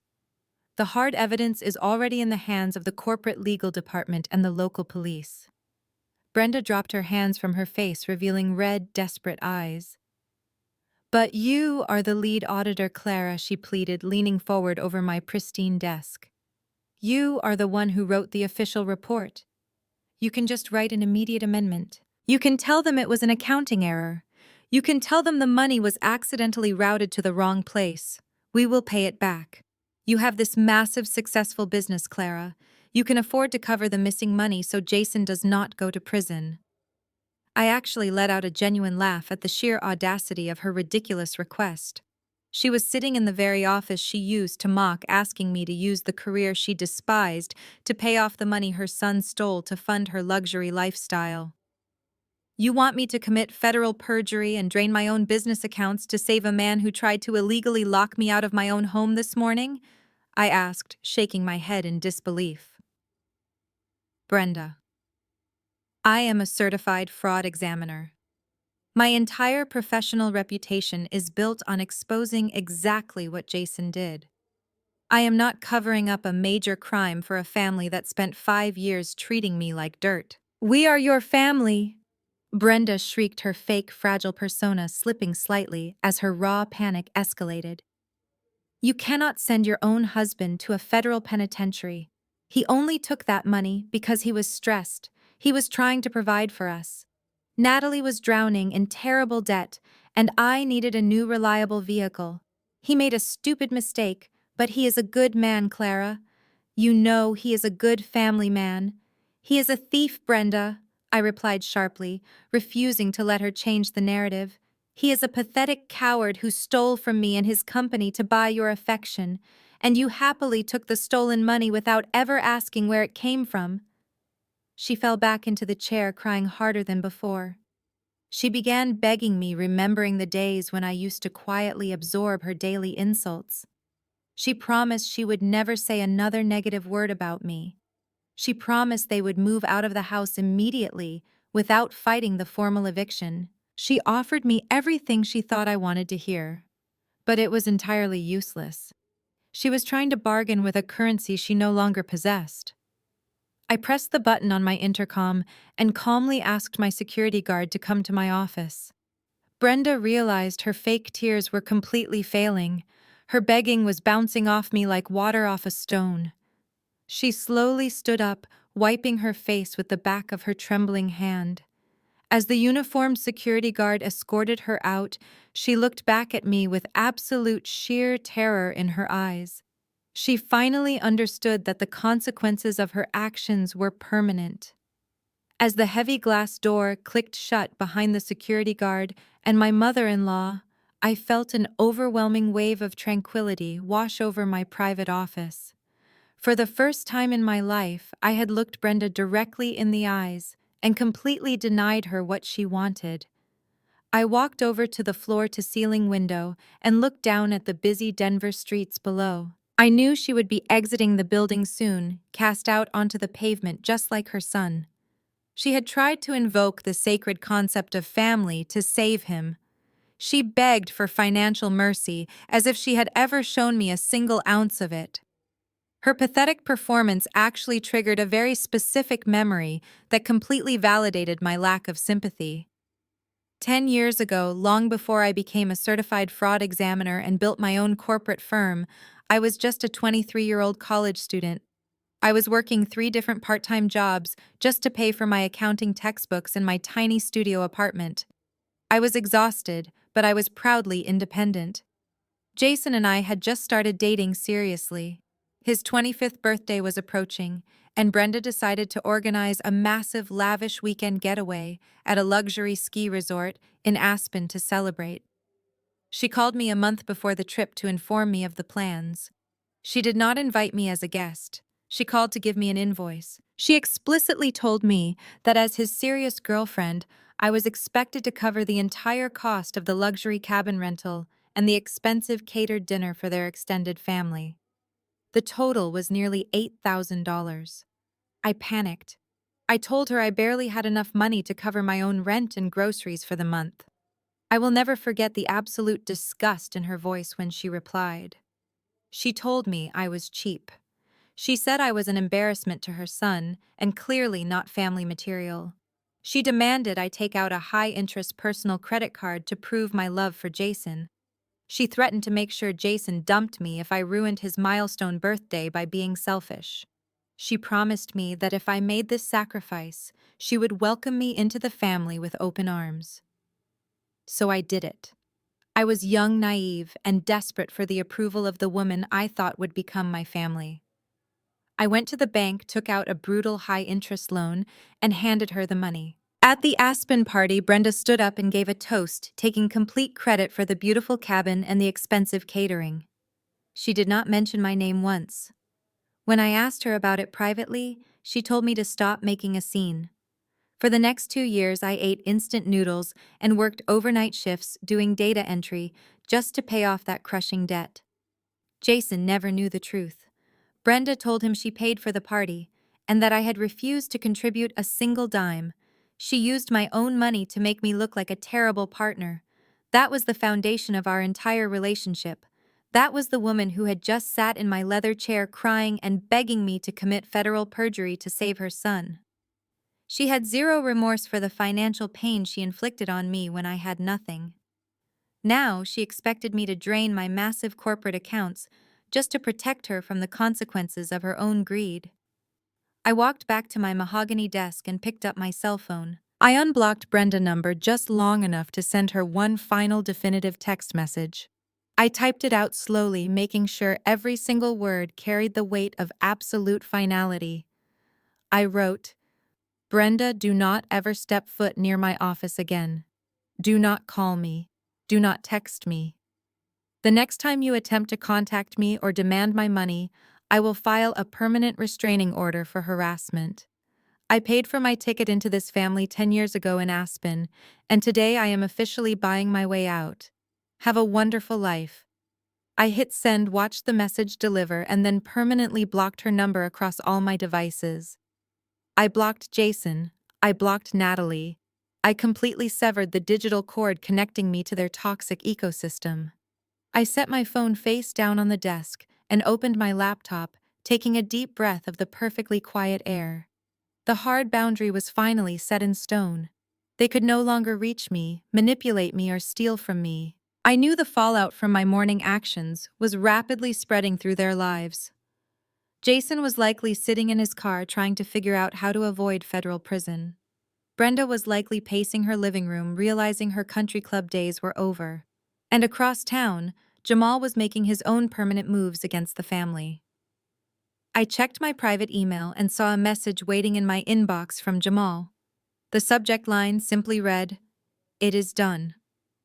He was moving forward with his own legal retaliation, and I knew the details were going to be absolutely devastating for Natalie.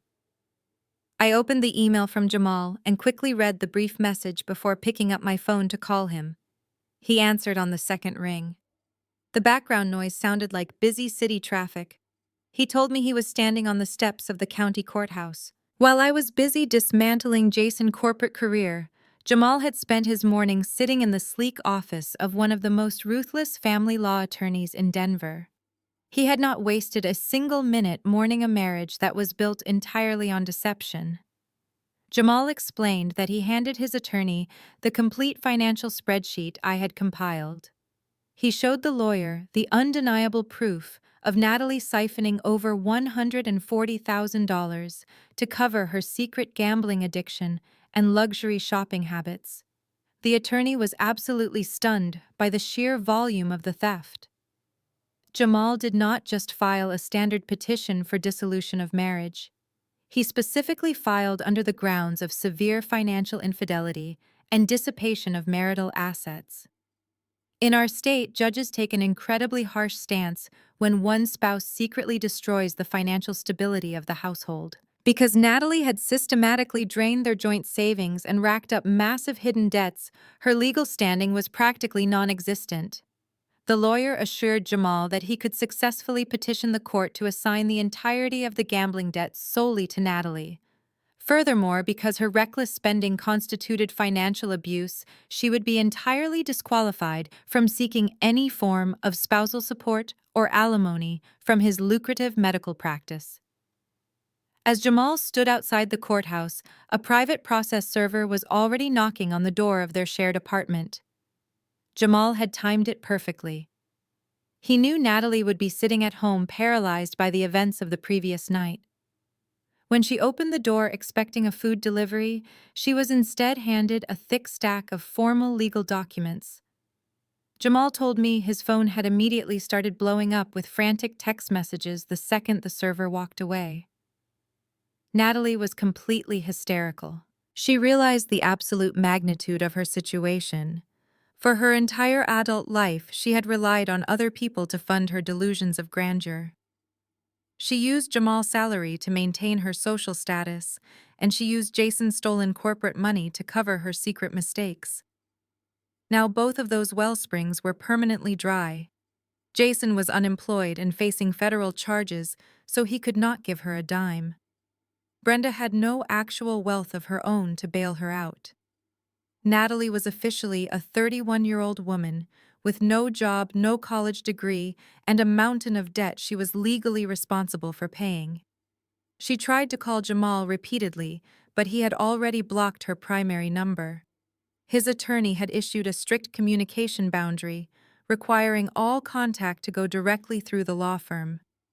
Natalie even attempted to drive to the hospital to confront him in person, hoping she could cause a massive emotional scene in front of his colleagues to manipulate him into backing down. But Jamal was light years ahead of her. He had already met with the hospital administration and building security first thing in the morning. He provided them with a photo of Natalie and explicit instructions that she was not permitted on the premises under any circumstances. When she arrived at the hospital lobby, the security guards promptly escorted her back out to the parking lot before she could even reach the elevators. Jamal let out a deep sigh of relief over the phone. He told me that for the first time in 3 years, he felt like he could actually breathe. He had spent countless nights working grueling 14-hour emergency room shifts, drinking stale coffee and skipping meals just to make sure their rent was paid. He had sacrificed his own mental and physical health thinking he was building a solid foundation for their future. The realization that he had been funding a black hole of vanity was painful, but the freedom of cutting the cord was intoxicating. "We are finally free, Clara," Jamal said, his voice filled with a quiet, profound gratitude. "We both married into a family of parasites. It took us a while, but we finally starved them out." I smiled, looking out the window of my office. "You are a good man, Jamal," I replied. "Focus on your career and your patience. Let the lawyers handle the garbage disposal." We said our goodbyes, and I ended the call, feeling a tremendous sense of closure on his behalf. The golden children of the family were finally facing the harsh, unforgiving reality of the real world. Natalie was facing bankruptcy and divorce. Jason was facing unemployment and prison. But as I sat back down at my mahogany desk, a small warning bell rang in the back of my mind. I knew Jason. I knew that a cowardly man backed into a corner would not just surrender gracefully. He was going to panic, and when Jason panicked, he always fought dirty. I prepared myself for the inevitable retaliation, knowing he would try to launch one final desperate strike against me. My instinct was absolutely correct. Less than 3 hours after my conversation with Jamal, the intercom on my desk buzzed for the second time that day. My receptionist apologized for the interruption, but informed me that a private process server was waiting in the lobby, specifically asking for me.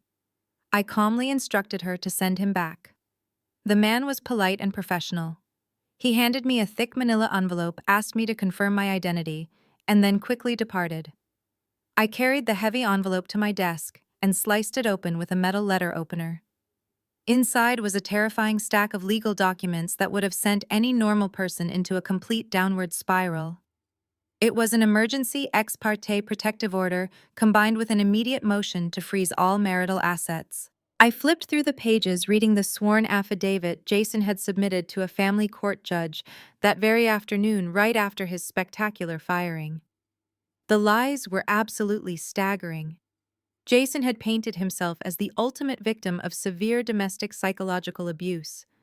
He swore under penalty of perjury that I had orchestrated a massive illegal hacking campaign against his employer simply to frame him for theft and ruin his professional reputation.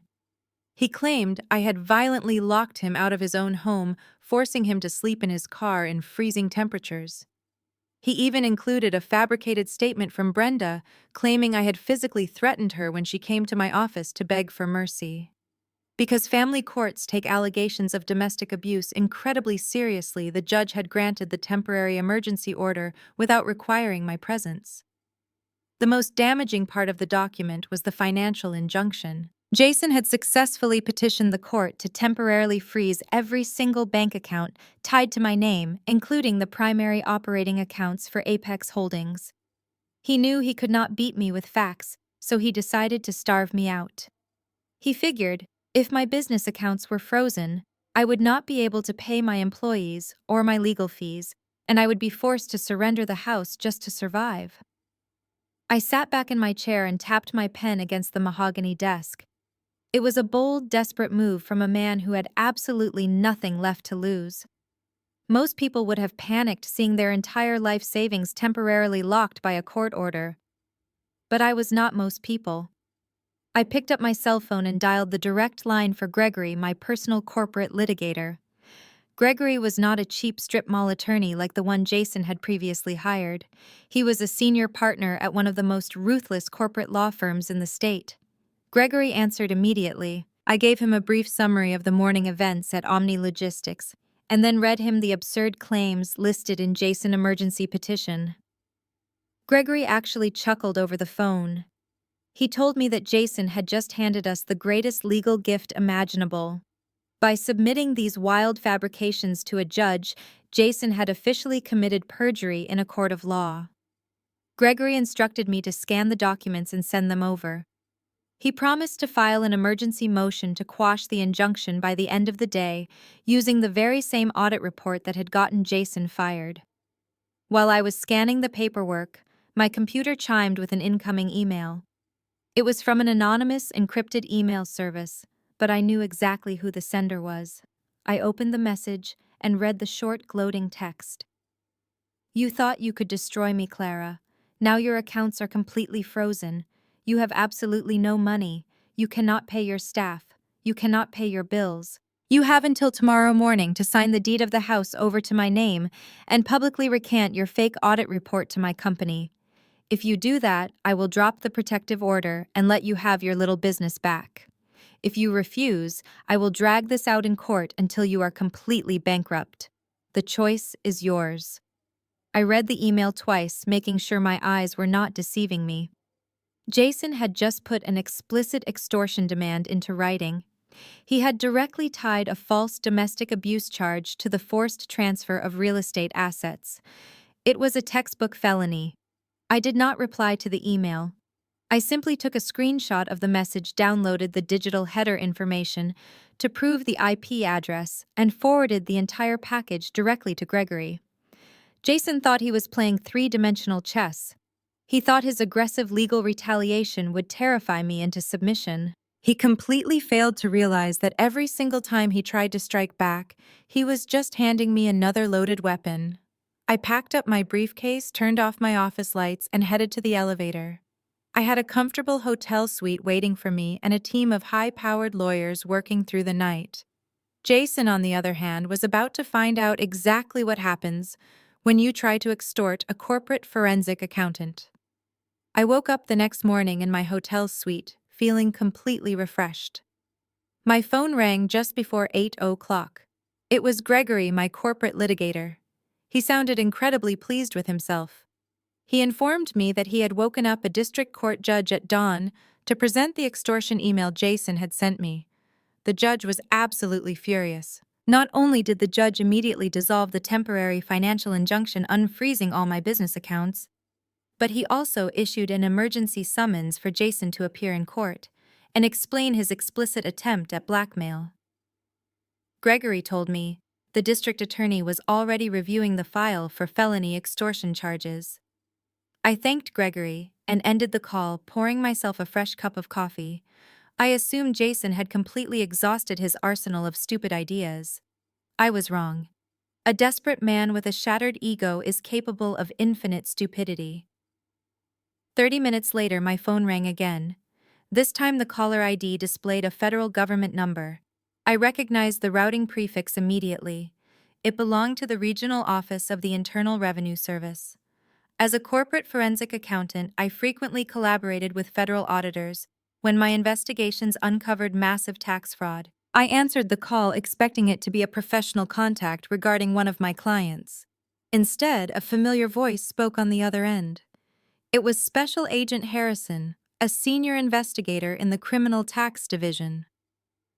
"Clara," he said, his voice laced with a mixture of professional formality and personal confusion. "I am calling you directly because a rather alarming file landed on my desk this morning. The agency received a comprehensive anonymous whistleblower tip submitted through our online portal at 3 in the morning. The tipster claims that your company Apex Holdings is a sophisticated money laundering front engaging in massive tax evasion." I almost choked on my coffee. "An anonymous tip?" I asked, setting my mug down. Harrison sighed heavily. The tipster claimed to be a concerned citizen, but the submission was incredibly sloppy. They detailed specific marital assets and complained about a recent residential eviction notice. They also submitted the form using an IP address registered to a local cheap motel. "I pulled your corporate tax returns the second I saw your name, Clara. Your filings are impeccable. Your limited liability company is audited internally every quarter, and your tax liability is paid ahead of schedule. We both know this tip is entirely fabricated, but protocol requires me to formally notify you of the inquiry. Jason had spent the night in a cheap motel furiously typing out a fake IRS report. He had watched enough crime documentaries to know that a federal tax investigation could temporarily freeze a business and seize assets. He wanted the federal government to do the dirty work his bulldog lawyer could no longer do. He wanted to watch the IRS tear my company apart. "I appreciate the professional courtesy, Harrison," I said, walking over to the large window of my hotel suite. "My husband and I are going through a highly contentious divorce. He was fired yesterday for corporate embezzlement, and he is currently trying to use federal agencies to harass me. You can close the inquiry on Apex Holdings, but since I have you on the line, I actually have a verified tip I would like to submit." Harrison's tone immediately shifted from sympathetic to intensely professional. "I am listening, Clara," he said. Jason's attempt to ruin me had just opened the perfect door. I walked back to my laptop and opened the encrypted family financial files I had secured months ago. Jason thought he was exposing my secrets, but he completely forgot about his mother. For the past 10 years, Brenda had been secretly renting out a massive inherited commercial property in Texas. She collected the monthly rent entirely in cash to fund her country club membership and her designer wardrobe. She explicitly bragged to me once that she never reported a single dime of that rental income on her federal tax returns because she thought the IRS was too stupid to catch her. I gave Harrison the exact address of the Texas commercial property, Brenda's full legal name, and her social security number. I detailed the estimated $200,000 of undeclared rental income she had hidden over the last decade. I also offered to forward the emails where Jason actively discussed helping his mother hide the cash deposits from the government. Harrison typed furiously on his keyboard. The sound of his rapid keystrokes was music to my ears. "Clara," he said, his voice completely serious, "this is massive. Deliberately hiding $200,000 of income across a decade is a felony tax evasion case. We will be opening an immediate formal investigation into Brenda finances. We will likely be seizing her bank accounts by the end of the week pending a full audit."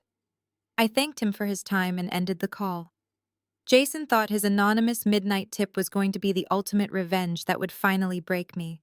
Instead, his desperate little stunt had just directly handed his own mother to the federal government on a silver platter. He had aimed the ultimate weapon at me and managed to shoot his own family point blank. I spent the rest of the afternoon finalizing the paperwork with Gregory to formally press criminal charges against Jason for extortion. Just as I was closing my laptop, my personal cell phone buzzed. It was a text message from Jamal. The message was brief and cryptic. It simply read, "I need to see you immediately. Meet me at the coffee shop near the county hospital in 30 minutes. It is urgent." I grabbed my coat and headed downstairs. When I arrived at the small independent coffee shop, Jamal was already sitting in a back corner booth. He looked incredibly tense. He was still wearing his blue medical scrubs and his hospital badge, but he had a thick manila folder resting on the table in front of him. I slid into the booth opposite him. He did not bother with pleasantries. He pushed the folder across the table toward me. "You need to look at this right now," Jamal said, his voice low and urgent. "I found this shoved in the back of Natalie's closet this morning when I went back to the apartment to grab the last of my winter coats."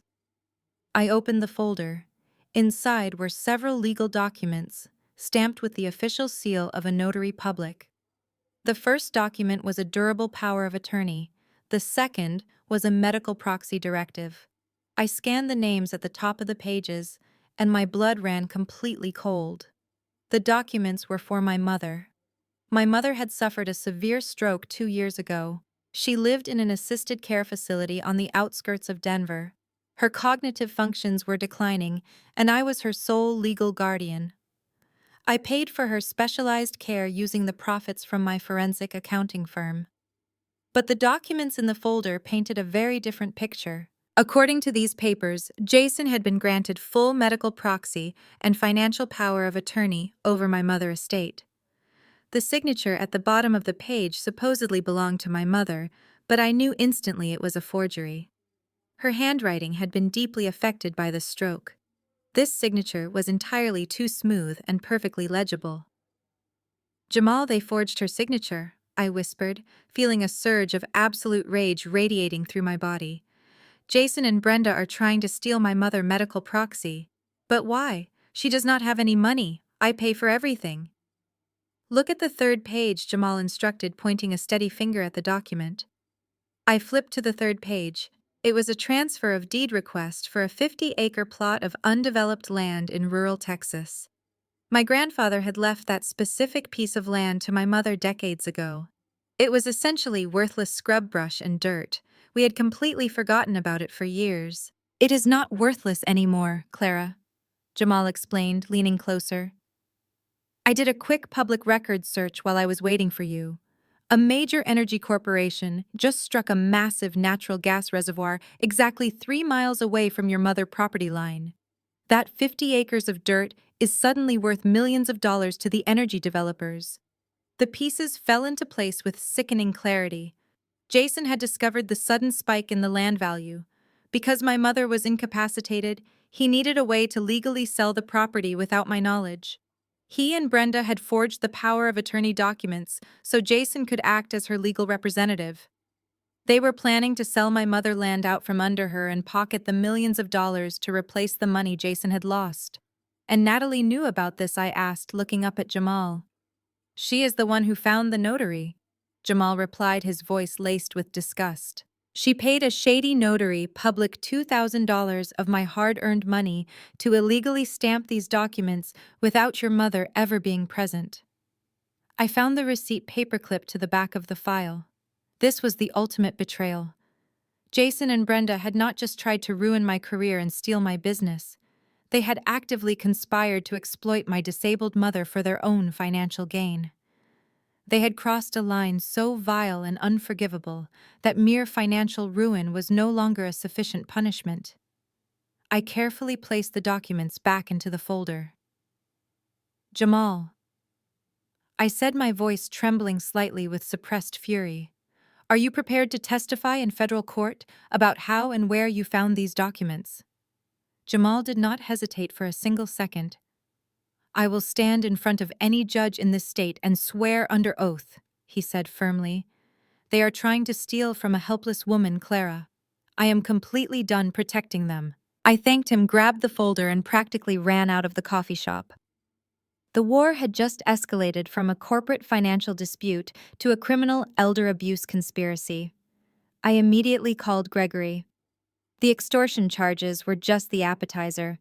Jason and Brenda were about to face a federal grand jury. I drove straight from the coffee shop to the assisted care facility where my mother lived. The drive took 20 minutes, but it felt like an absolute eternity. My mind was racing, putting all the horrific pieces together.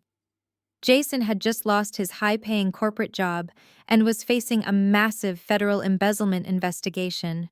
He was desperate for cash.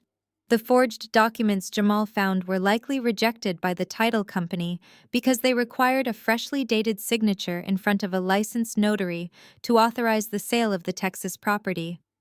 That meant Jason and Brenda had to physically go to the facility to force my mother to sign the final paperwork. I pulled my car into the circular driveway of the facility and practically sprinted through the automatic glass doors. I approached the front desk, breathing heavily. I asked the receptionist if my mother had any visitors. The receptionist smiled politely and said yes, my husband and my mother-in-law had arrived about 15 minutes ago. She added that they had brought a guest with them who signed in as a mobile notary public. My blood ran completely cold. I did not wait for the elevator. I pushed through the stairwell doors and ran up 2 flights of stairs to the 3rd floor. I sprinted down the long carpeted hallway until I reached room 312. I did not knock. I grabbed the handle and shoved the heavy wooden door open. The scene inside the room was straight out of a nightmare. My mother was sitting in her medical recliner near the window. Since her stroke, she had lost most of the mobility on her left side and struggled with severe cognitive confusion. She looked terrified and completely disoriented. Brenda was leaning over her, holding a silver pen right against her trembling hand. Jason was standing near the foot of the bed, holding a clipboard, while a man with a briefcase stood awkwardly by the door, holding an ink stamp. "Just hold the pen, sweetie," Brenda cooed, using a sickly sweet voice that made my stomach turn. "We just need you to sign this one little paper to help Clara with her taxes.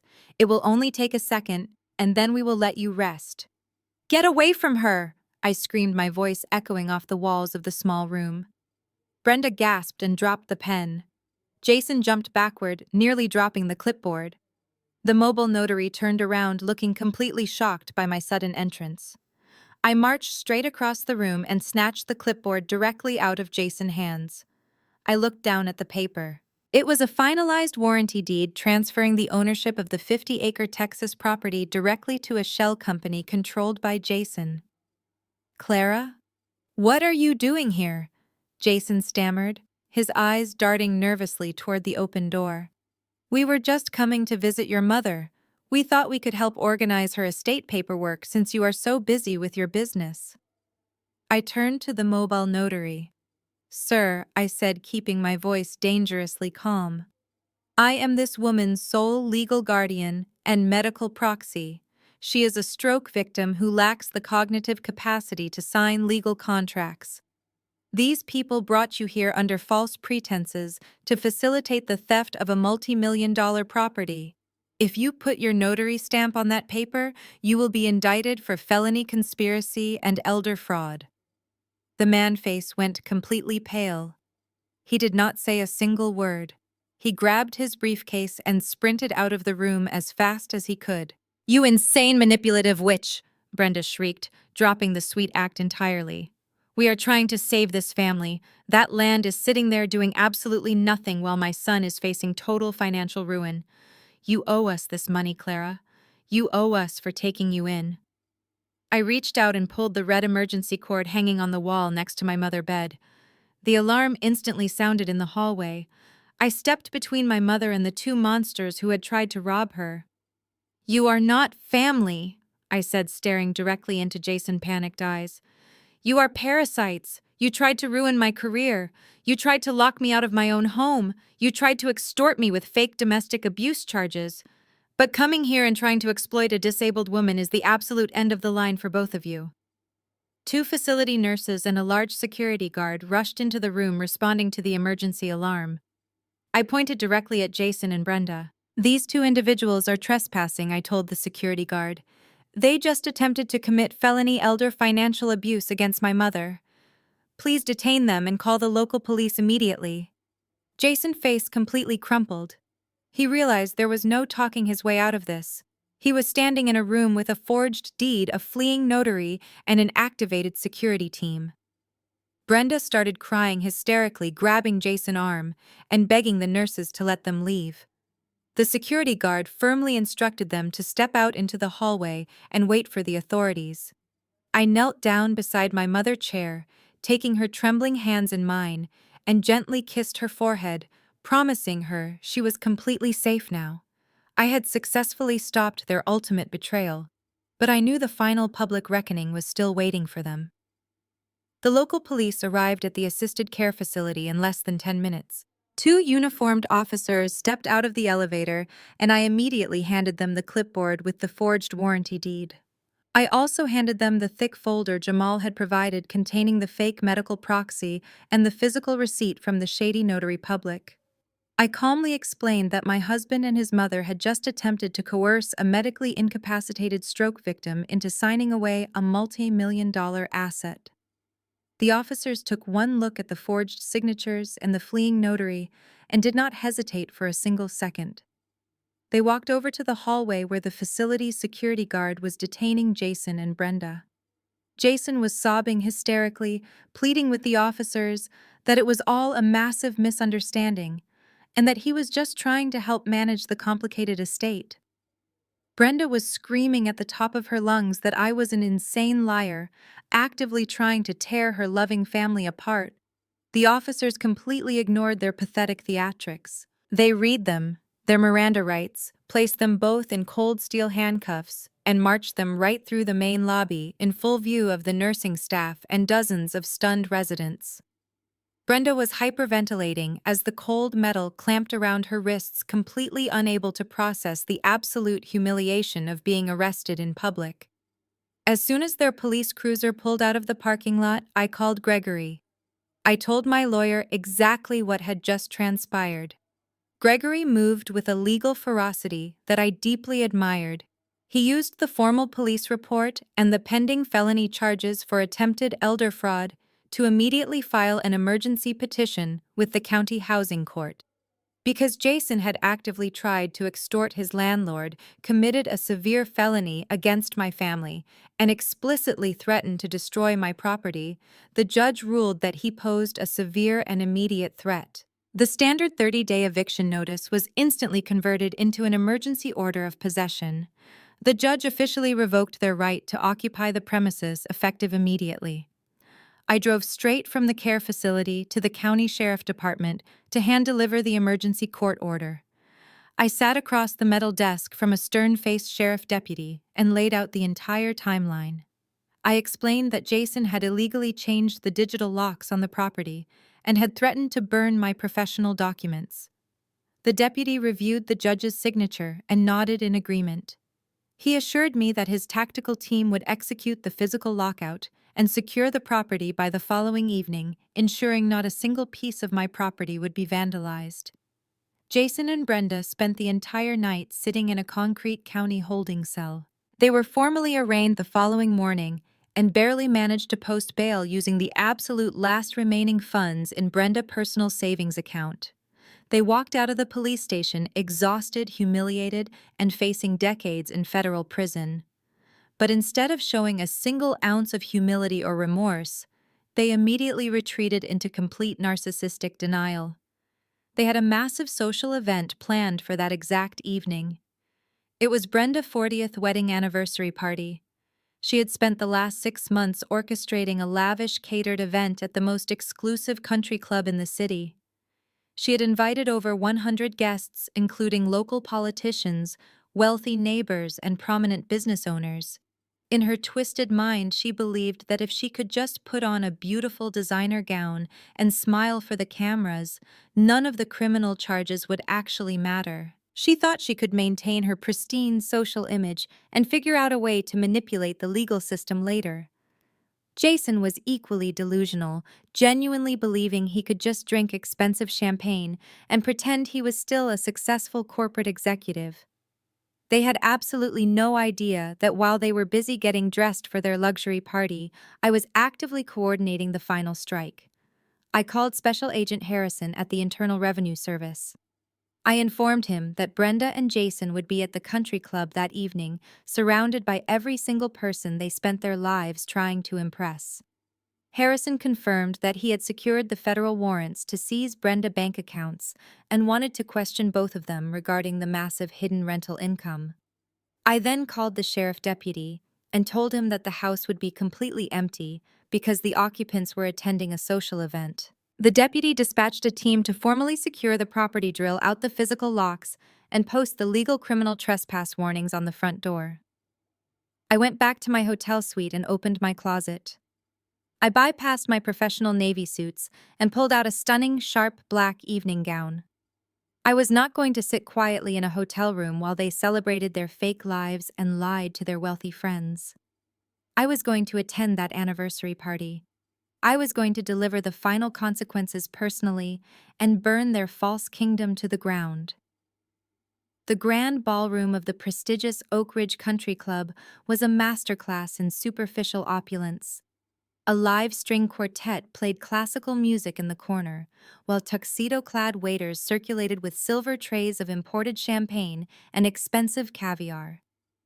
In the center of the room stood a massive custom ice sculpture commemorating 40 years of marriage. It was exactly the kind of lavish, over-the-top event Brenda had spent her entire adult life using to validate her existence.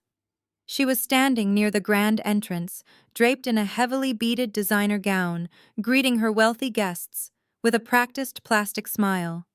Her husband stood quietly beside her, acting as the silent, obedient prop he had always been. To anyone looking from the outside, Brenda was the picture of elite suburban perfection. She laughed loudly at jokes made by local politicians and accepted compliments on her dress from prominent business owners. She projected an image of absolute untouchable wealth. She was actively bragging to a local real estate developer about her massive commercial property holdings in Texas. She boasted about the incredible passive income it generated, completely oblivious to the fact that every word she spoke was an oral confession of tax fraud. No one in that ballroom knew that just 8 hours earlier, she had been sitting on a metal bench in a county holding cell wearing handcuffs. No one knew that she had drained her last remaining dollar to post bail.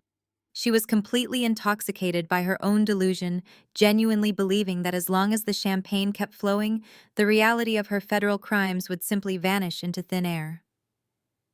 Across the room, Jason was putting on a similarly pathetic performance. He was wearing a freshly pressed tuxedo, holding a glass of scotch, and aggressively networking with a group of corporate executives. I watched from the shadows of the grand foyer as he confidently handed out his old business cards. He was telling a senior banking executive that he decided to voluntarily leave Omni Logistics to pursue independent entrepreneurial ventures. He spoke with such conviction that it was almost frightening. He was lying through his teeth to men who would read about his federal embezzlement indictment in the morning paper. He was a man standing on the trapdoor of a gallows, happily adjusting his tie. He was sweating profusely, wiping his forehead with a linen napkin every few minutes. But he refused to drop the charade. Natalie was the only member of the family who could not maintain the facade. She was sitting alone at a dimly lit corner table, picking at her expensive catered dinner. Her eyes were red and swollen.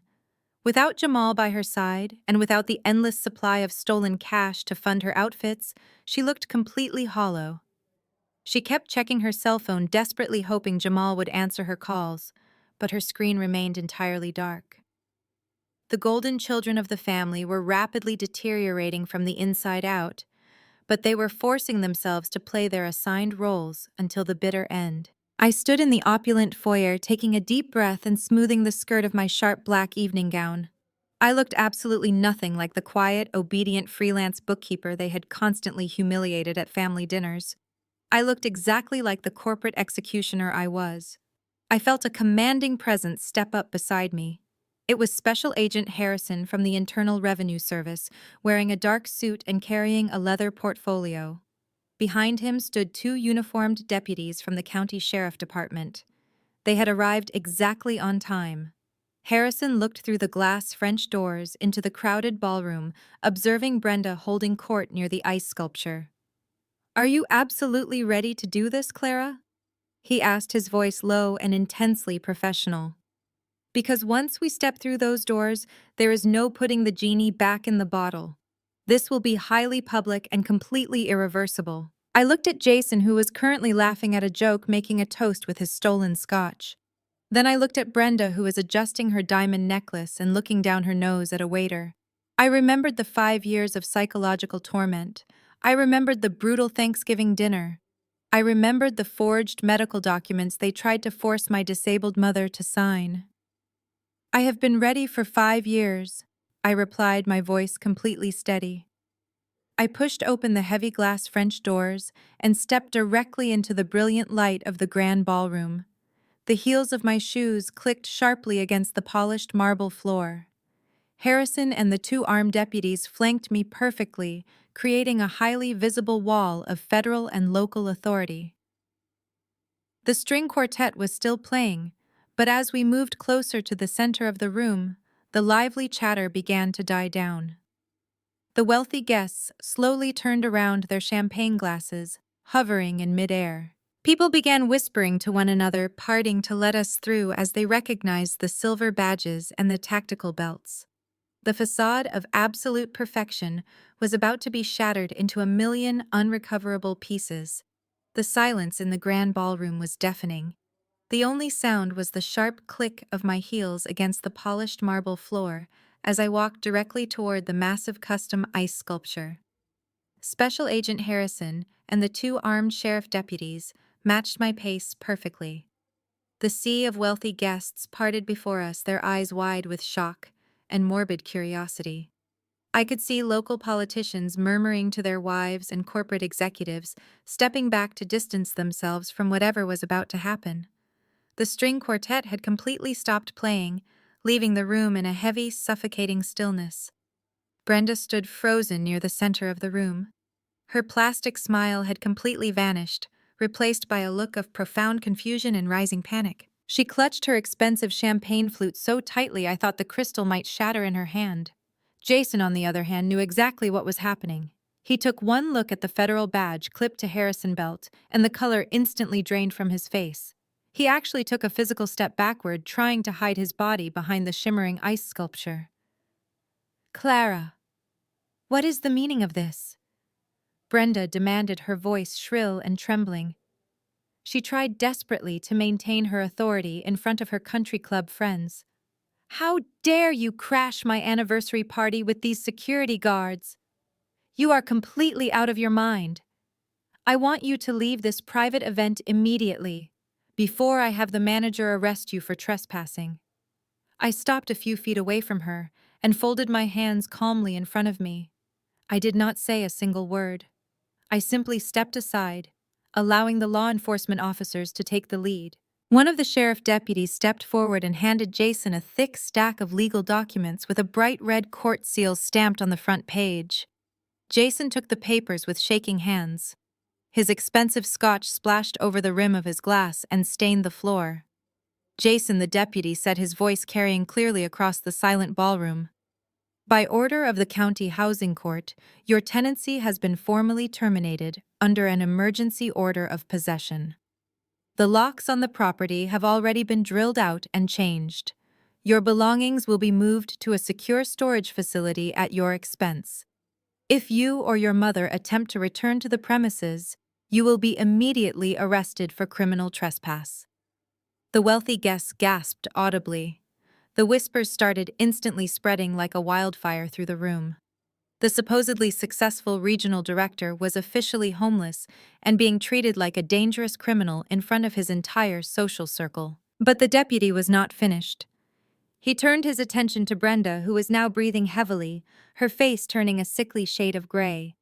Furthermore, the deputy continued, "We are formally serving both of you with emergency restraining orders.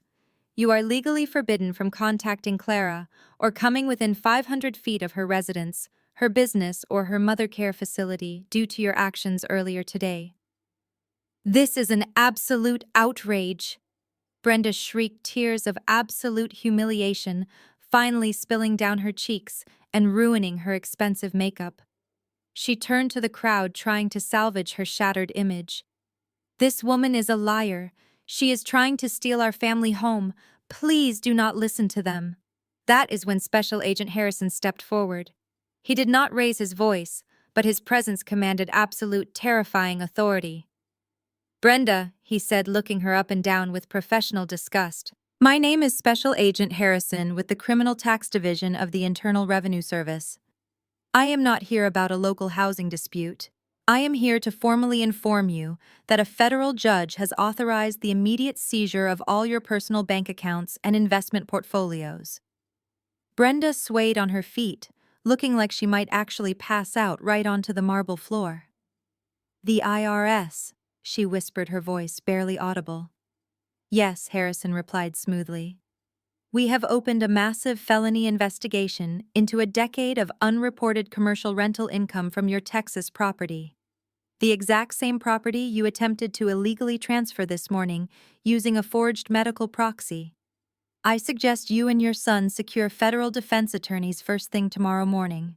Though considering your assets are currently frozen, you might need to rely on a public defender." The ballroom erupted into chaotic whispers. The local real estate developer Brenda had been bragging to just moments earlier turned his back and walked straight out the door. The politicians she had funded began quietly exiting the room, wanting absolutely nothing to do with a federal tax evasion scandal. Her entire fake kingdom was evaporating in front of her eyes.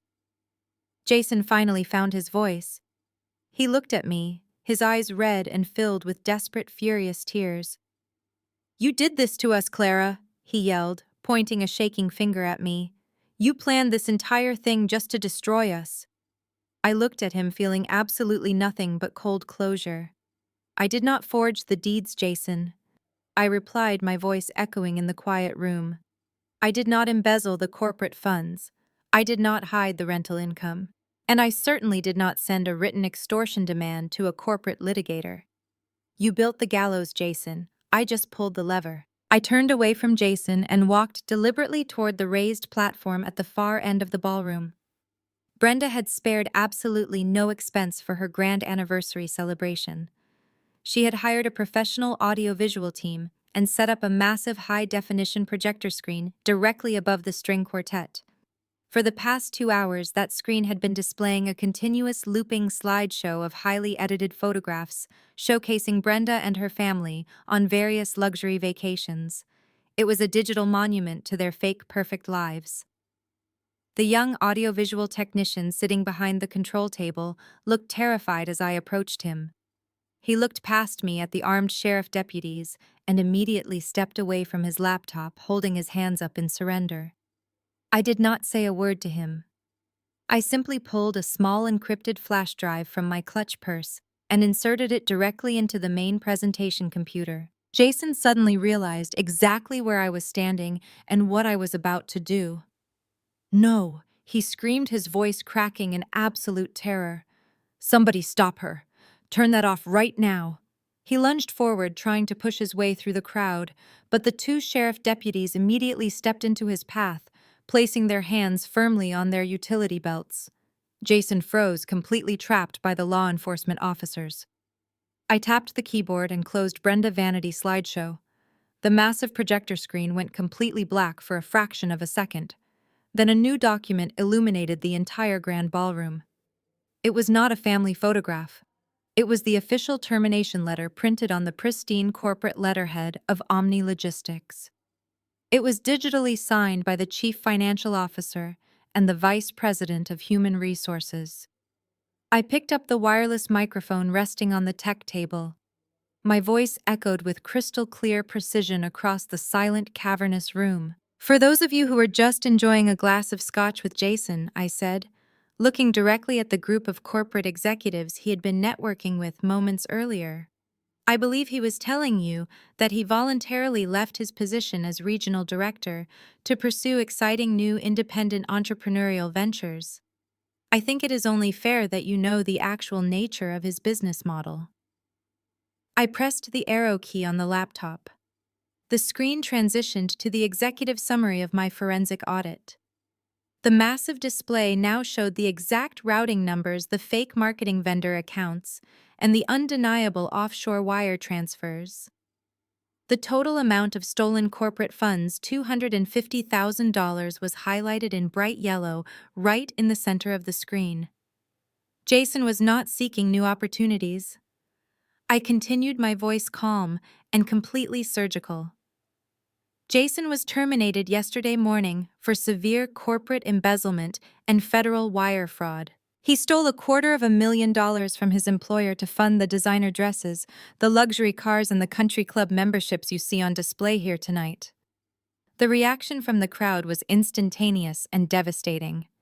The senior banking executive Jason had been lying to just 5 minutes ago looked at the screen and then looked at Jason with absolute utter disgust. The executive literally set his half-empty glass of scotch down on a passing waiter tray, wiped his hands with a napkin, and walked straight out of the ballroom without saying a single word. Other business owners in the room began muttering aggressively to each other, realizing they had just been shaking hands with a man who was about to be federally indicted. Jason's legs finally gave out. He collapsed onto his knees, right there on the polished marble floor, crying hysterically. He buried his face in his hands, sobbing so loudly it echoed over the sound of the murmuring crowd. He was completely broken. His professional reputation was not just damaged, it was publicly incinerated in front of the most powerful people in the city. Brenda stared up at the massive projector screen, her jaw hanging open. For the first time in her life, she could not formulate a lie fast enough to cover the truth. She looked down at her golden child sobbing pathetically on the floor. She realized that the endless flow of cash she had been demanding from him for years was stolen. She realized that her own federal tax evasion charges and his corporate embezzlement were now completely intertwined. The entire financial foundation of her arrogant existence was built on severe federal crimes. "You stole it," Brenda whispered, her voice trembling as she looked down at Jason. She was not angry that he had committed a crime. She was angry that he got caught and ruined her party. "You told me you earned that money, Jason. You told me you got a massive bonus. How could you humiliate me like this in front of my friends?" Even in the face of absolute destruction, Brenda only cared about her social image. She did not care that her son was facing decades in prison. She only cared that her wealthy neighbors now knew she was wearing stolen diamonds. The sheriff deputies stepped forward and instructed Jason to stand up and step away from the center of the room. They reminded him that he had an emergency restraining order to abide by and that he needed to leave the premises immediately. Jason slowly climbed to his feet, his tailored tuxedo wrinkled and stained. He looked around the ballroom searching for a single sympathetic face. He found absolutely none. Every single guest was staring at him with a mixture of pity and sheer contempt.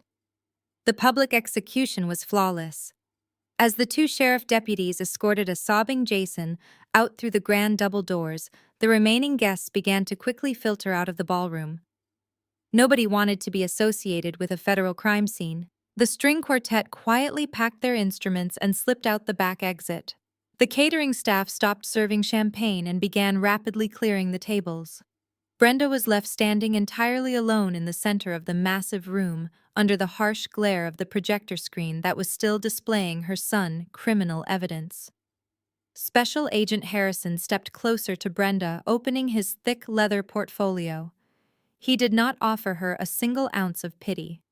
He pulled out a stack of federal documents wrapped in a heavy rubber band and placed them firmly on the nearest cocktail table. "Brenda," he said, his voice cutting through the empty ballroom. "These are formal notices of asset seizure and federal audit summonses.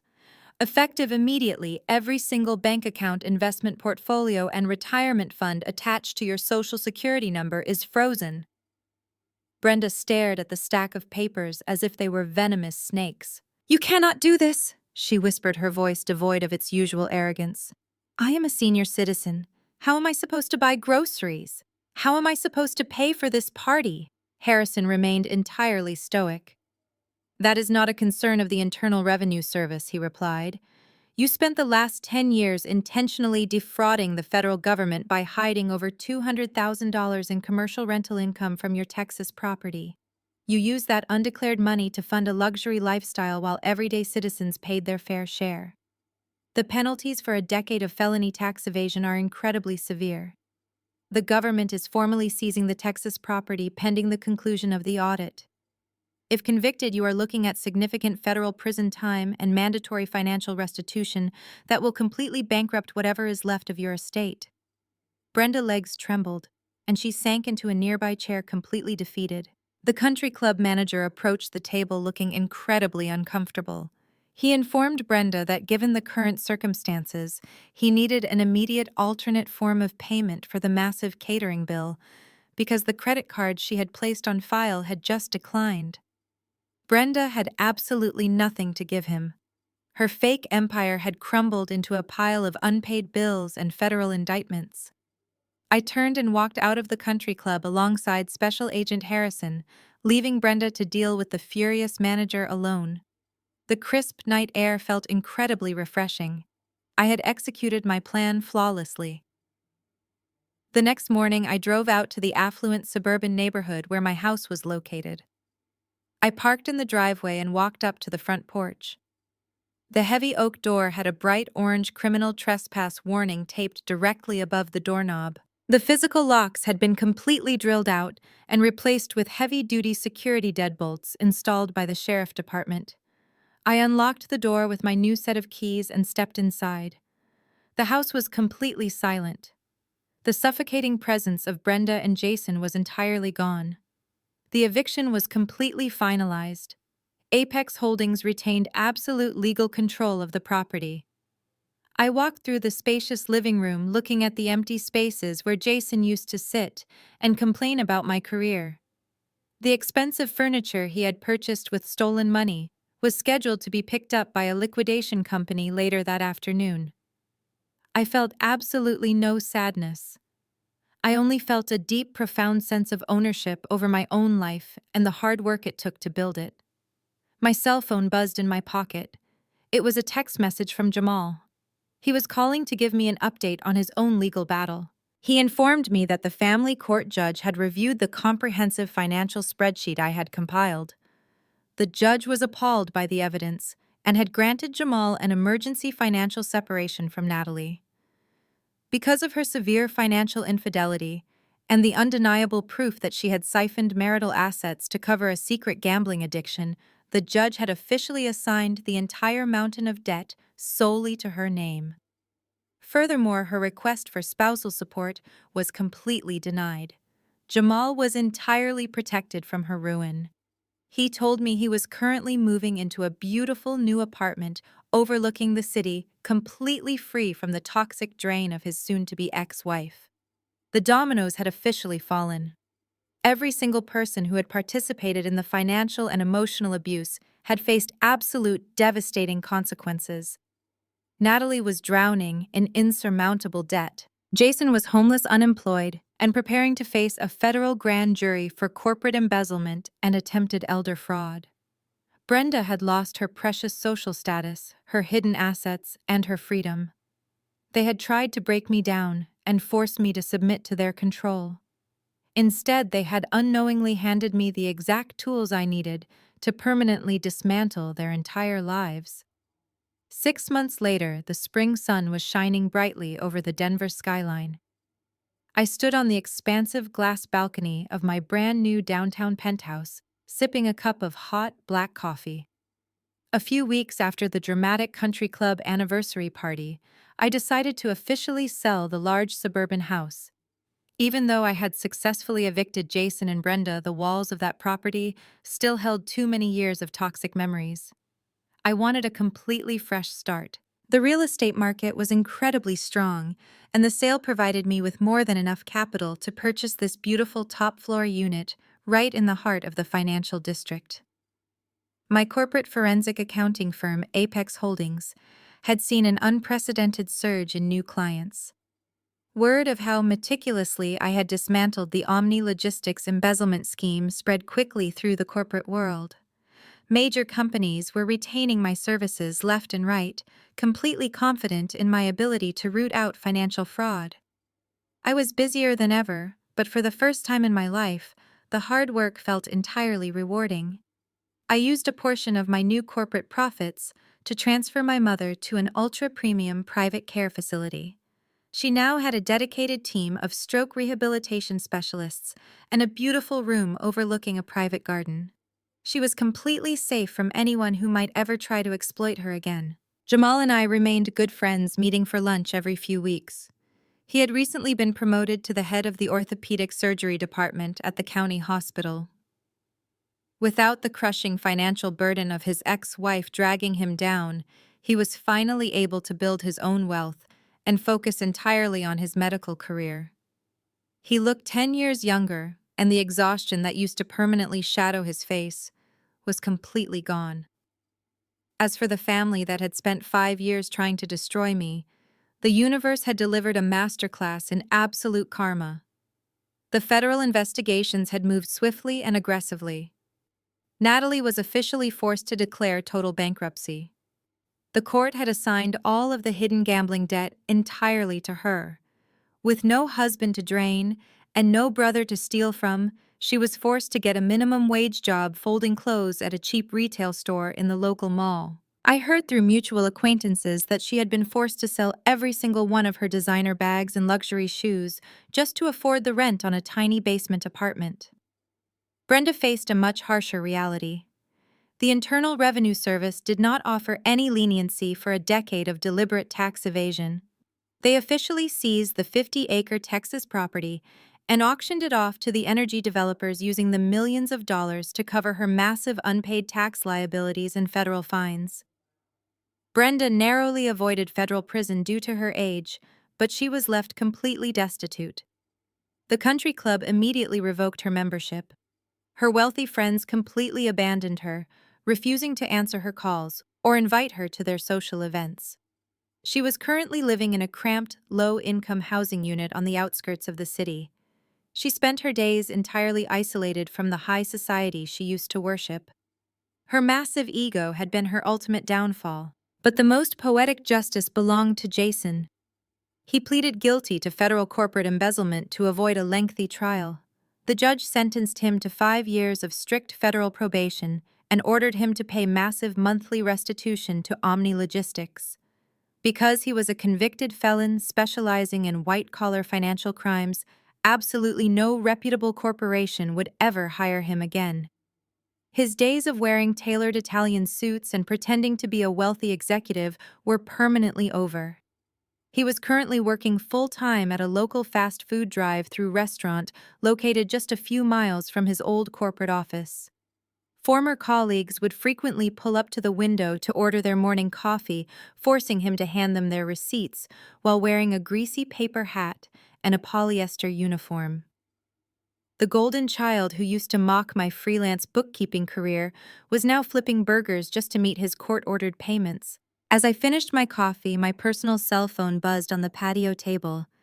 It was a text message from an unknown number. I opened the screen and read the desperate message. Clara, please, it is Jason. I have nothing left. Mom will not speak to me and my probation officer is threatening to violate me because I am behind on rent. Please, can we just talk? I am so sorry for everything. I did not feel a single ounce of pity. I did not type a response. I simply pressed the block button and deleted the message forever. I looked out over the beautiful city, taking a deep breath of the crisp morning air. On Thanksgiving night, Brenda had demanded that I earn more money or find a new husband. I smiled at the memory. I had certainly earned more money, but I did not need to find a new husband. I had found my absolute freedom, and in my new life, there was simply no room for parasites. Thank you so much for listening to my story. If you have ever had to cut off toxic family members who underestimated your worth, please leave a comment below and let me know how you found your freedom. Do not forget to like this video and subscribe to the channel for more stories of resilience. Remember, your boundaries are your greatest weapon. The story of Clara serves as a powerful reminder that our worth is never determined by the toxic people who seek to diminish us. Jason and Brenda thrived on the illusion of control, using emotional manipulation and financial abuse to make Clara feel completely insignificant. They foolishly mistook her silence for weakness and her patience for total submission. However, her journey teaches us a deeply profound lesson about true strength. Real power does not need to be loud, boastful, or aggressive. Real power lies in quiet resilience, strategic preparation, and absolute self-reliance. The most crucial takeaway from this ordeal is the absolute necessity of maintaining your own independence. Clara was able to walk away from her abusers and completely dismantle their toxic ecosystem because she had spent years quietly building her own solid foundation. She did not sit around waiting for her husband or her mother-in-law to miraculously change their behavior. She did not beg them to finally recognize her value. Instead, she secured her own assets, documented the objective truth, and established impenetrable boundaries. When the ultimate confrontation finally arrived, she did not fight them with desperate tears or screaming matches. She fought them with undeniable facts and strict consequences. We frequently trap ourselves in unhealthy family dynamics, hoping that our endless loyalty will eventually be rewarded with basic respect. This story shatters that dangerous myth entirely. It proves that walking away from people who exploit you is never an act of cruelty, but a vital act of self-preservation. You are the sole architect of your future, and you have every right to evict those who only seek to destroy your peace. Please share this message with anyone who might be struggling to find their voice, and remind them that it is never too late to take back control of their life.